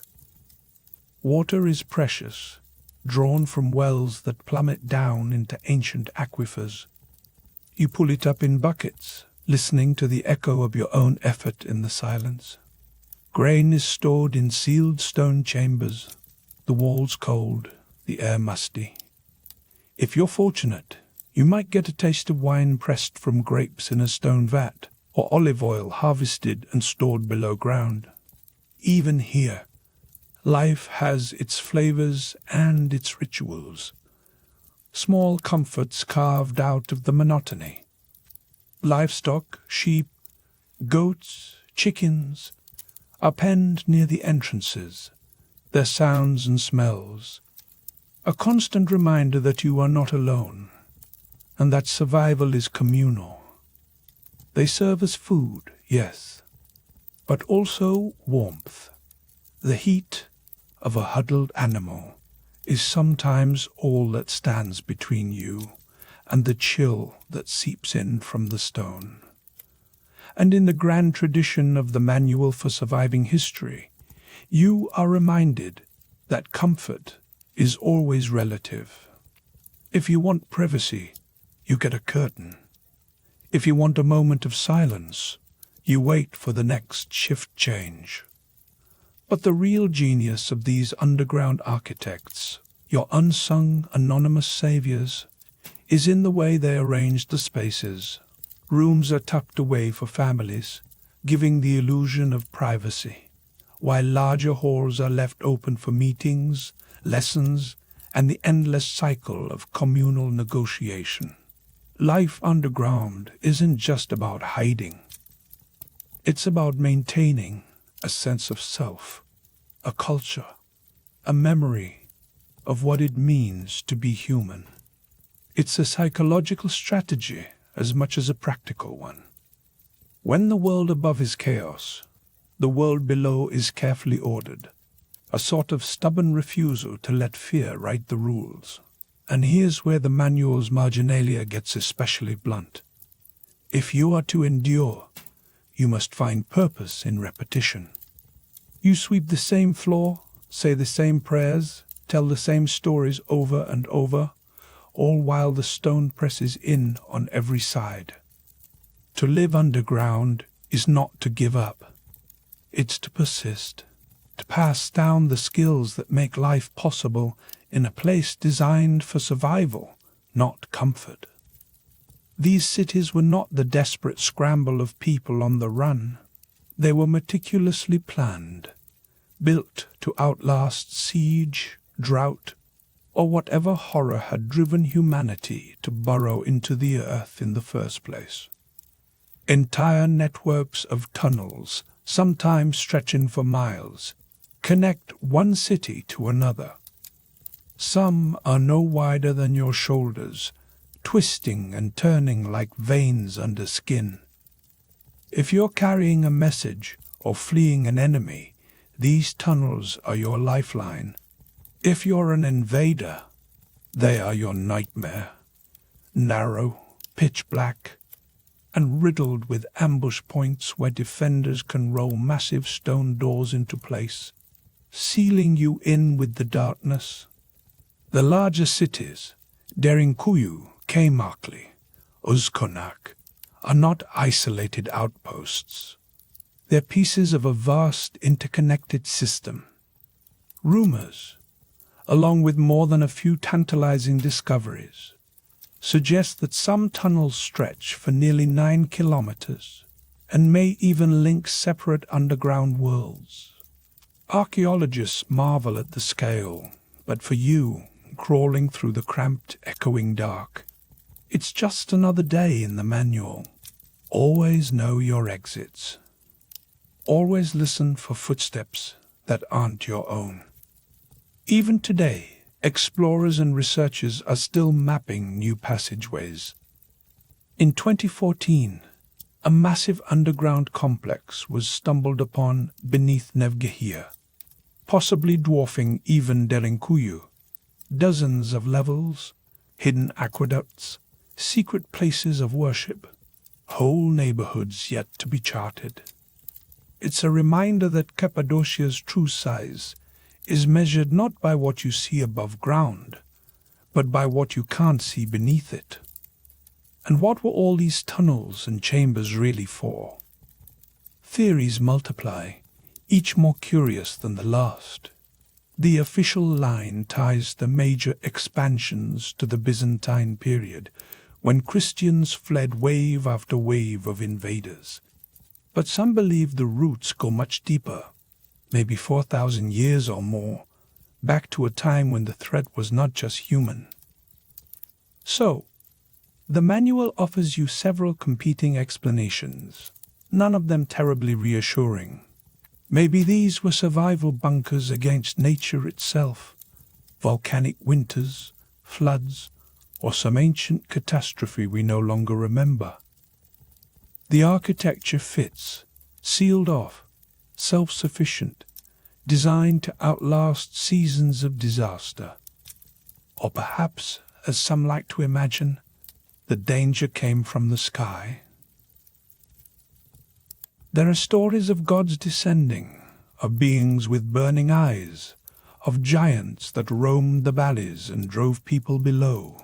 These might sound like bedtime stories, but then again, you're already living in a place that feels like a myth, so who's to say? Other theories point to spiritual reasons. In some ancient traditions, to go underground is to journey into the underworld, a kind of living death and rebirth. Maybe these cities were less about running from danger and more about seeking transformation. A test, perhaps, or a rite of passage. Or maybe, most unnervingly, these places were never meant to be discovered at all. Abandoned, yes, but intentionally forgotten, as if their builders knew that some mysteries are best left in the dark. None of the theories answer all the questions. The age, the scope, the meticulous engineering. It doesn't quite fit the official narrative of history as a series of wars and kings. Instead, you're left with the unsettling sense that the surface tells only half the story. Sometimes, what lies hidden is not just forgotten facts, but the edge of understanding itself. Now, centuries later, you walk the surface of Cappadocia as a visitor. The valleys are wind-carved, the fairy chimneys glow gold at sunset, and hot air balloons drift lazily overhead. Tourists snap photos, marvel at the scenery, and buy trinkets, all the while unaware that the ground beneath is hollow. It's a landscape built on secrets. The underground cities are open now, at least, the parts that have been found. You descend narrow stairways, duck through low arches, and stand in rooms heavy with the echo of vanished lives. You see only a fraction. Some chambers are still sealed. Some tunnels, collapsed and impassable, lead into pure darkness. Doorways open onto nothing, or maybe just onto the next unanswered question. In these spaces, you feel the weight of more than just stone. You sense the presence of the planners, the engineers, the generations who carved out survival, one room at a time. They left no names, no statues, just a message in architecture: endurance. Proof that ordinary people, through sheer persistence, can outlast chaos. When the world above went mad, the people below did not panic. They organized, they planned, they endured. And yet, for all the answers we try to piece together, so much remains a mystery. Why here? Why this scale? Why choose darkness over sunlight? The rolling stone doors still fit perfectly. The air shafts still whisper with wind. There are tunnels no one has dared to follow. The manual, in its final notes, simply shrugs. Some secrets are kept by the earth itself. Maybe that's the point. Maybe the true purpose of these underground cities will never be known, and maybe that's for the best. As you walk those shadowed corridors, the silence pressing in from every side. You can feel the old world watching you, a presence not of fear, but of quiet defiance.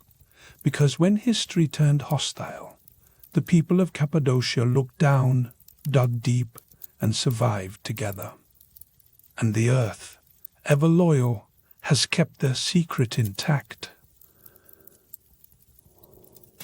So, as you emerge into sunlight, blinking and a little unsteady, you're left with more questions than answers, and a sense that the greatest mysteries in history aren't always buried by time, but by choice. And now, as darkness falls and the world above grows quiet, it's time to look to another kind of hidden world, one not carved in stone, but in the mind. To the ancient world, sleep was not an escape from reality.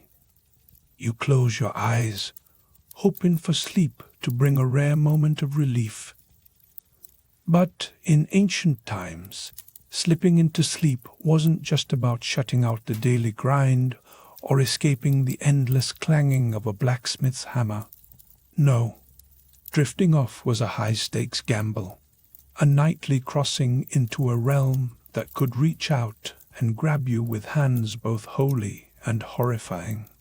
In these dark hours, you're not just an exhausted body collapsing onto a lumpy straw mattress.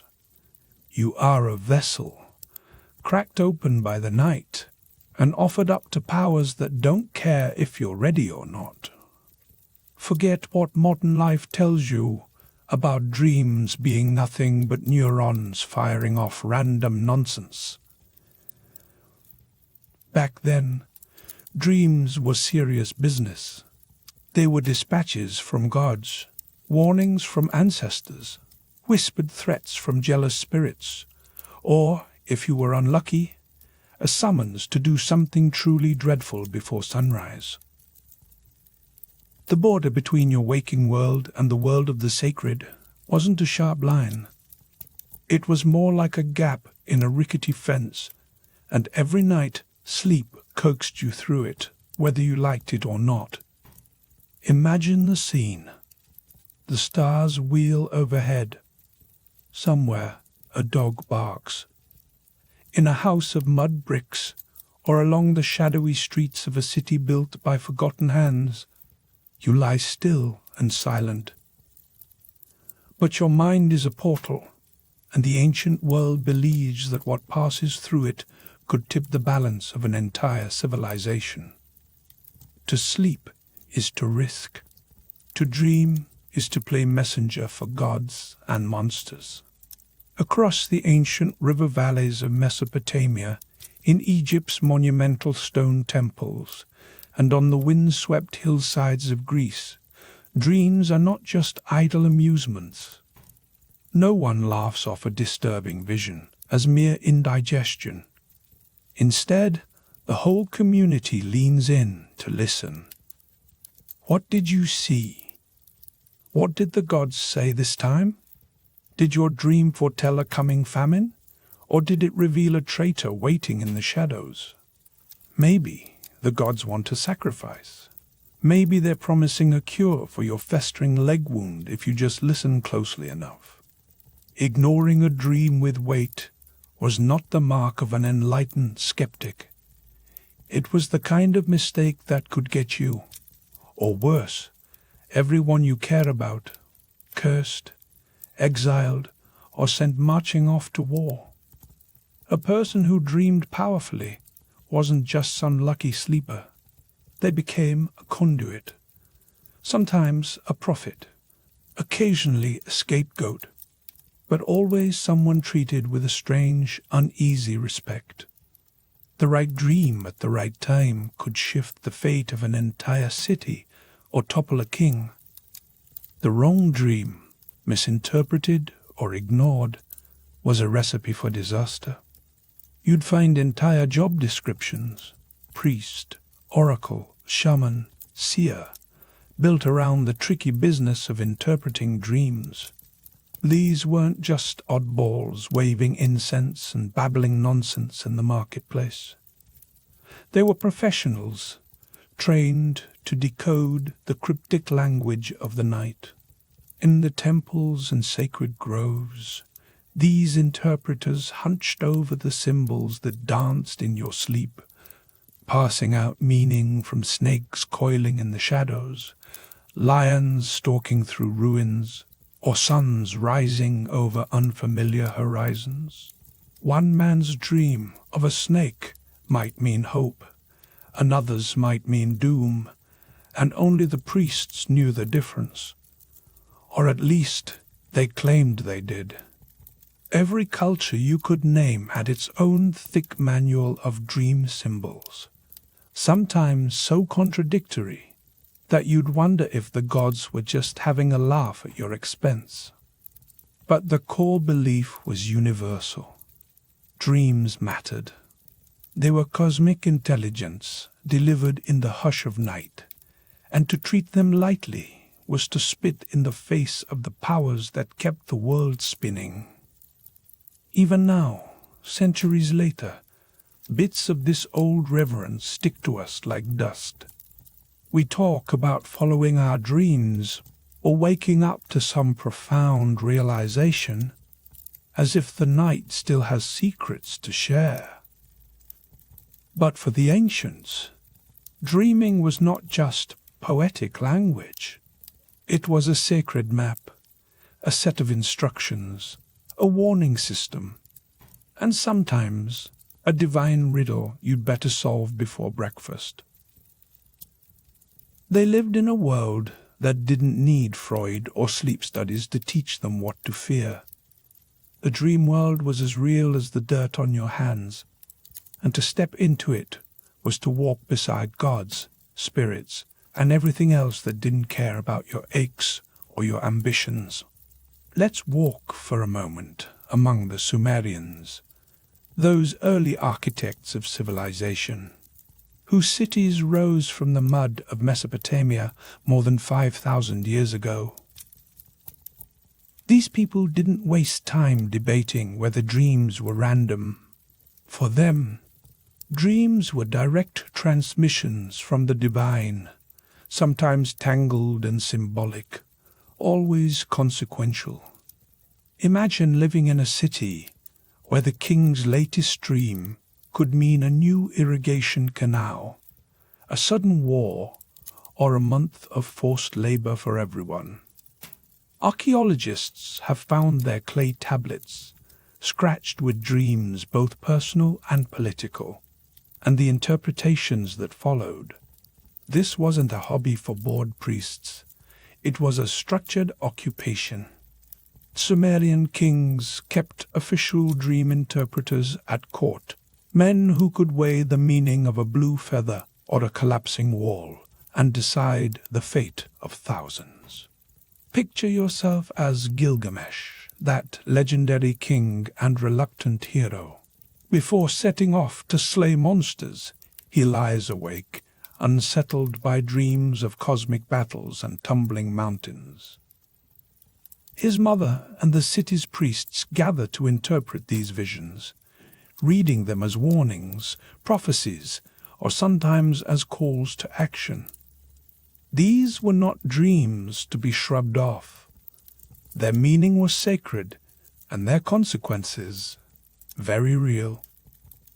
The Sumerians believed in two kinds of dreams, those sent by gods and those that were nothing but the leftovers of a busy day. Telling the difference, though, was not for amateurs. That was the job of the priest or diviner, someone who could sift through the wild jumble of night and pick out the one thread that mattered. In temples, special chambers were set aside for those hoping to catch a message from the divine. Kings and ordinary citizens alike would sleep there, practicing what would later be called dream incubation, hoping to receive a vision that might change their fortune, or at least explain why their goats kept dying. These sacred dreams weren't just spiritual, they were political. A king who claimed the gods had spoken to him in a dream could use that authority to build a legacy, start a war, or conveniently justify a new round of taxes. The phrase, "the gods told me in a dream," was both a shield and a sword, wielded to keep power and silence opposition. In the Sumerian view, the universe was alive with meaning, and dreams were its chosen language. Everything, a thunderstorm, a lion's roar, a falling star, was heavy with significance. And when the gods spoke through dreams, you had better be listening. Sliding over the sands of time to Egypt, you'd find a civilization obsessed with eternity and the afterlife. For Egyptians, dreams were not just messages. They were portals, openings into the world of the gods, glimpses of the afterlife, and sometimes even prescriptions for healing the living. Sleep was a rehearsal for death, and dreams were the instructions you might need on that final journey. Their texts reveal a culture that took dreams personally and prophetically. As with the Sumerians, Egyptians divided dreams into two camps: truth dreams, sent by gods or benevolent spirits to guide, heal, or warn, and false dreams that were either misleading or caused by some bodily imbalance. Temples dedicated to gods like Serapis and Thoth were famous for dream incubation. People would come from miles away, sleep in the temple, and hope for a vision. Sometimes these dreams were recorded by priests, carved into stone, or painted on walls, so that others could learn from the messages sent across the fragile bridge between night and day. One of the most amazing relics of this era is the Ramesside Dream Book, a papyrus scroll from around 1300 BCE. Think of it as the ultimate ancient dream decoder. It catalogues over 100 dream scenarios, each with its official interpretation. If you dream of eating crocodile flesh, congratulations, you'll soon have power over your enemies. But if you find yourself drinking warm beer in a dream, you'd better brace for sorrow. These meanings were not up for debate. Pharaohs, generals, and anyone with enough status to worry about their fate relied on dream interpreters to serve as go-betweens for the living and the divine. Egyptian mythology even tied dreams to the soul, or the ka. During sleep, the ka was thought to leave the body and wander other worlds, returning with visions sometimes of dead relatives, sometimes of gods with urgent messages. Not all visitors were friendly. Occasionally, dreams were blamed on malevolent spirits, and protective spells were recited before bed. Tomb inscriptions often mention dreams, with kings declaring that gods visited them at night to offer guidance or divine approval. In Egypt, to dream was to step into the eternal, if only for a moment. Now, let's make our way to ancient Greece, where dreams lived at the crossroads of medicine, myth, and philosophy. The Greeks held dreams in high regard, seeing them as cosmic telegrams delivered by gods, heroes, or even the restless dead. But they also started to question why we dream at all, planting the first seeds of what would eventually become psychology. The most sacred spot for dream revelations in Greece was the Asklepion, a healing temple dedicated to Asklepios, the god of medicine. Pilgrims would travel great distances, hoping to sleep within these sanctuaries and receive healing dreams. Before entering, you would bathe, fast, pray, and sometimes sacrifice, all to prepare yourself for what the night might bring. In these dreams, Asklepios himself could appear, diagnosing illnesses, prescribing cures, or even performing miraculous dream surgeries. Temple priests, called therapeutai, would interpret your visions, offering treatments based on the divine messages you received. This peculiar blend of medicine and mysticism was not dismissed as superstition. It was respected, even envied. The walls of these temples were covered in inscriptions thanking the gods for miraculous recoveries, testimonies from people who believed they'd been healed in their sleep. But Greek dreams weren't just about health. They were political and prophetic too. In Homer's tales, dreams are sent by Zeus himself, sometimes to help, sometimes to deceive. Penelope, in the Odyssey, famously describes two gates of dreams, one of horn, where true dreams emerge, and one of ivory, where falsehoods slip through. No one could afford to guess which gate their dream came from. Some Greeks tried to get more systematic about it. Philosophers like Aristotle and Heraclitus pondered whether dreams were divine or just the mutterings of the soul. Meanwhile, Artemidorus of Daldis wrote a 5-volume manual on dream interpretation, a kind of ancient self-help book for decoding the night. He classified dreams by profession, gender, status, and every symbol imaginable. His work became a reference for generations.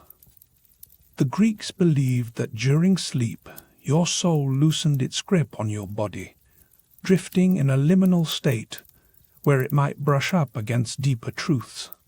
Whether you believed dreams were sent by gods or grew from the tangled roots of your own spirit, one thing was certain: they weren't meaningless. To dream was to touch the mind of the divine, if only for a heartbeat.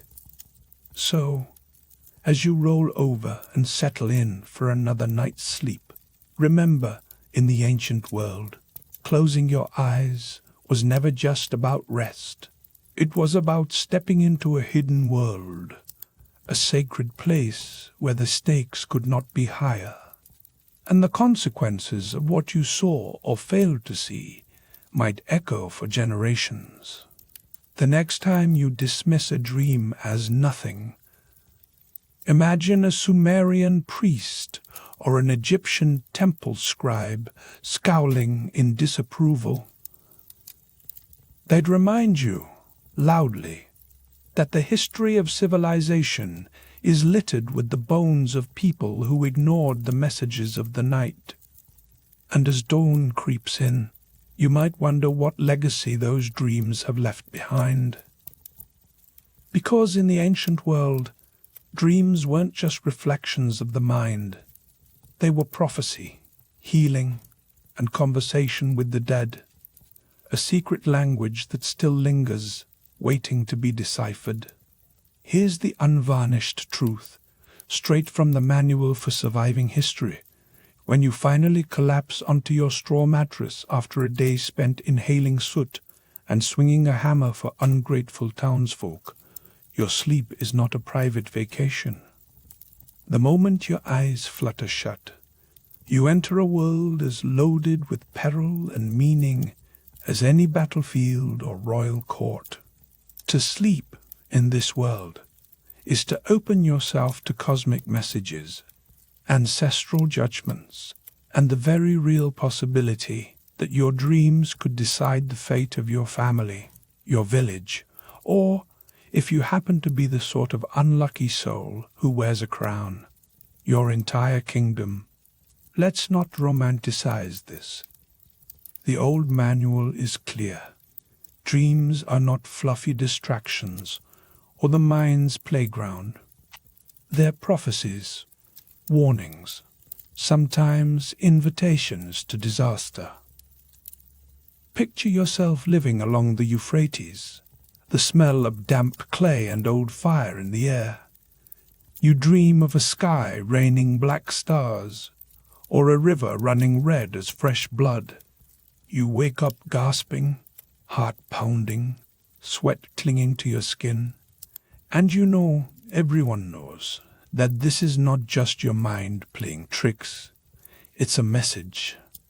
Something is coming. War, famine, plague. Pick your poison. In Mesopotamia, they call in the priest. He consults his battered dream tablet, squinting at cuneiform lists of omens. The stakes are not small. A dream misread could cost your city its walls, its people, its future. A correct interpretation, though, might just let you, and everyone you know, live another day. The manual's margins are littered with cautionary tales. In Egypt, a place where the sand itself seems to whisper of eternity, dreams are divine telegrams. Pharaoh Thutmose IV claims that, as a young man, nodding off under the brooding gaze of the Sphinx, he dreams it speaks. "Clear the sand from my body," it intones, "and kingship will be yours." Whether this nocturnal pep talk really happened or not, Thutmose seizes his chance. He clears the sand, takes the throne, and declares to the world that the gods themselves have endorsed his rule. The lesson here is simple. A well-timed dream can turn political ambition into divine right, provided you know how to play your audience. But don't get too comfortable in the palace. The Greeks, with their endless stories of cleverness and disaster, take dream prophecy to the next level. Imagine a general pacing in his tent on the eve of battle, the air thick with anticipation and the scent of fear. He's desperate for an omen. Maybe he even tries a little dream incubation, lying down in a sacred sanctuary, hoping the gods will slip him some useful advice while he sleeps. If he dreams of a lion devouring an eagle, he's not just jotting down the world's strangest sleep story. He's consulting oracles, priests, and anyone who claims to know the secret meaning. The right dream, read the right way, could turn a losing battle into a legend, or, if misunderstood, send you stumbling into disaster. And it's not just kings and generals caught in this web. Ordinary people like you, exhausted from a day's worth of blacksmithing, or your neighbor worrying over next year's harvest, cling to the hope that dreams can foretell marriage, childbirth, sickness, or death. Artemidorus of Daldis, the ancient world's closest thing to a dream therapist, writes a sprawling manual of interpretations. Lose teeth in your dream. Prepare for a death in the family. Take flight. Fortune might turn, or perhaps you're just desperate to escape your miserable job. The manual's wisdom is both comfort and curse. Maybe the gods are speaking to you. But what if you miss the message? What if you misunderstand, and disaster slips in through the cracks? In a world where every whisper of sleep could be a warning, you don't dare ignore the signs. So the ancient instructions are clear. Sleep is not rest, but negotiation. Each night you bargain with fate, hoping to catch a glimpse of what's coming, and praying you won't misread the signs and doom yourself, or everyone else. But if prophecy is one side of the dream coin, healing is the other. The manual, ever practical, records that when your body fails, when fevers burn, bones ache, or wounds refuse to close, it's not always the village healer or a poultice of questionable herbs you turn to. Instead, you seek out the dream temple. These sanctuaries, scattered from Greece to Egypt to Mesopotamia, are not places of quiet convalescence. They're theaters of the miraculous, where the sick and desperate gather in flickering torchlight, hoping that the gods will visit them in the night. The most famous of these is the sanctuary of Asclepius, the Greek god of healing. But don't think the Greeks have a monopoly on this mystical bedside manner. Egyptians make pilgrimages to the temple of Imhotep, their legendary sage and healer. Mesopotamians pray to Gula, goddess of medicine, hoping she'll whisper a remedy into their dreams. The process, according to the manual, is called incubation, a word that means much more than dozing on a hard stone floor. You prepare yourself with ritual baths, fasting, and sacrifices, washing away the filth of the waking world. Then you lie down, heart thumping, surrounded by the low murmur of other supplicants, and wait for sleep to deliver you. What comes next is unpredictable. Some dream of snakes winding gently around their limbs, symbols of transformation and healing. Others see blinding light or feel the gentle touch of a divine hand repairing what sickness has broken. When morning comes, if it comes, the priests, professional dream interpreters with years of practice and the patience of saints, listen to your story. They weigh your dream's details, consult their sacred records, and prescribe a course of action. Maybe you'll need to drink a foul-smelling brew, or walk a certain path at sunrise, or offer thanks to the gods in the form of yet another sacrifice. Occasionally, the manual notes with a hint of dry amusement, the dream itself is the cure. The body wakes different, lighter, pain eased by mystery. These dream temples are not fringe oddities. Thousands travel to them, their stories scratched into stone walls and clay tablets, a testament to fevers broken, blindness cured, and agony lifted. Do all leave healed? Of course not. The manual, always honest, reminds you that belief is as powerful as any medicine. And sometimes, hope is all that stands between you and the grave. But the unifying conviction from the Nile to the Tigris is that true healing harmonizes body and soul, and that the soul speaks most clearly in dreams. Yet the world of dreams is not only a theater for prophecy or a hospital for the suffering. It is also, perhaps most hauntingly, a borderland between the living and the dead. Here's where the manual grows, uncharacteristically sober, warning that to dream is to risk contact with those who have crossed over. In Egypt, the afterlife is not a distant fantasy. It's the other side of the same coin, always close, always watching. The Egyptians believed the soul travels freely while you sleep, slipping through the veil to visit the dead. If you dream of a lost parent standing at the foot of your bed, their face more real than memory, it isn't just grief talking.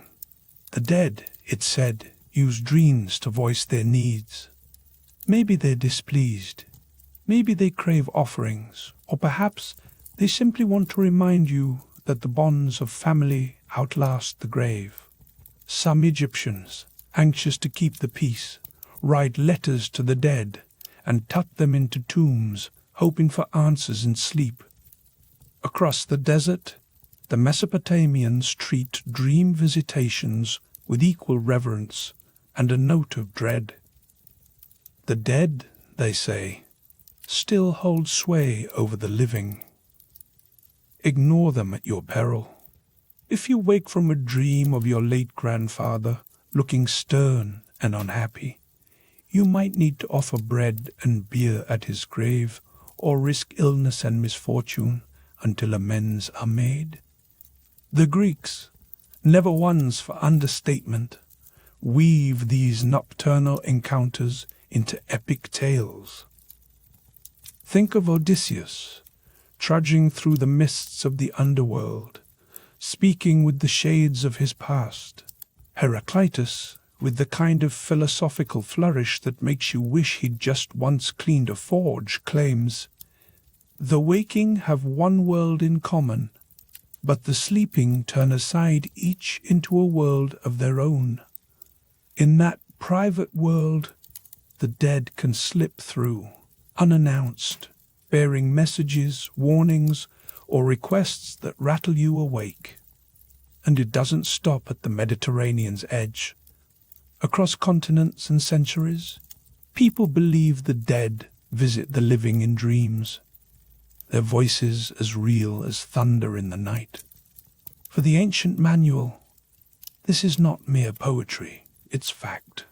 Sleep is where the past refuses to be silent, and memory becomes a doorway rather than a wall. Now, if you're hoping for clarity, the manual offers little comfort. Dreams speak in riddles, not in plain language. Every night brings a new code, a shifting carousel of symbols, snakes, fire, rivers, stars, blood, blindness, flight. In Mesopotamia, Egypt, and Greece, the job of the dream interpreter is as respected and as fraught with danger as any priest or warrior. These interpreters pore over dream books, memorize endless lists of symbols, and try to separate the genuine message from the nonsense churned out by your exhausted brain.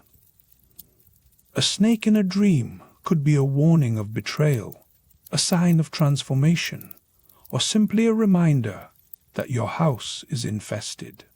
Fire might mean destruction, purification, or just that you fell asleep too close to the hearth. In Egypt, they catalogue hundreds of dream signs, drowning signals, emotional tempests ahead. Blindness might herald revelation or the painful unveiling of truth. None of this is guesswork. The manual insists that context matters.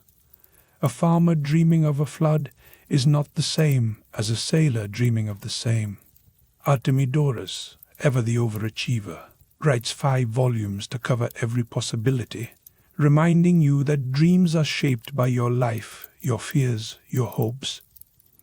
It's a surprisingly modern idea. The dream's meaning is not fixed, but personal.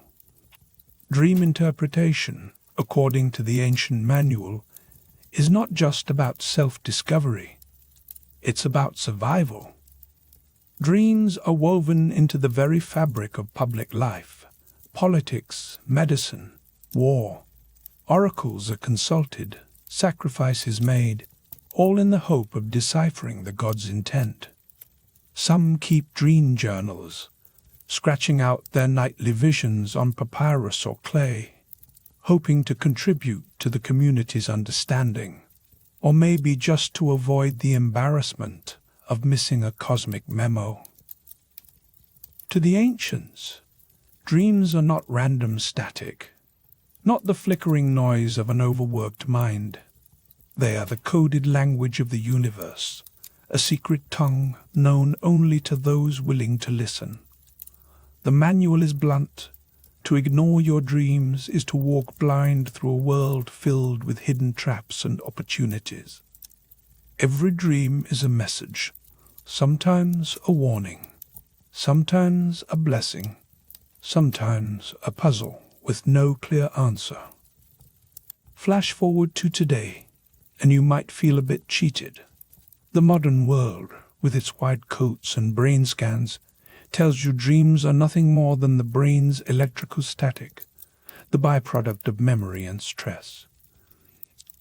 The sacred becomes clinical, the mysterious reduced to mere chemistry. Yet, even now, in the silent darkness, when your mind drifts and you dream of those you've lost or sense a change coming, the ancient wisdom tugs at you. We crave meaning in our sleep, just as the blacksmith or Pharaoh did. A recurring nightmare might be your mind's way of prodding you toward truth. The voice of a lost parent in a dream can bring comfort or closure in ways no waking moment can. Freud and Jung, those modern interpreters of our psychic underworld, tried to reclaim some of that ancient respect, arguing that dreams reveal truths we're too stubborn to face by daylight. Maybe they're right. Maybe the ancients were onto something. The dream world is not a separate kingdom, but a mirror, reflecting fears, desires, and the undercurrents of fate itself. So the manual's final word is this: dreams are not just stories your mind tells itself to pass the time. They're invitations to listen, warnings to heed, doors to worlds both hidden and eternal. Whether you believe the gods whisper to you at night, or that your ancestors reach across the darkness to remind you of promises made and broken, the lesson is unchanged. Pay attention. Close your eyes, not to escape the world, but to understand it better. Because in the hush of midnight, when the last embers fade and even the blacksmith's hands finally grow still, you might hear what the ancients always knew. Dreams are the language of the soul.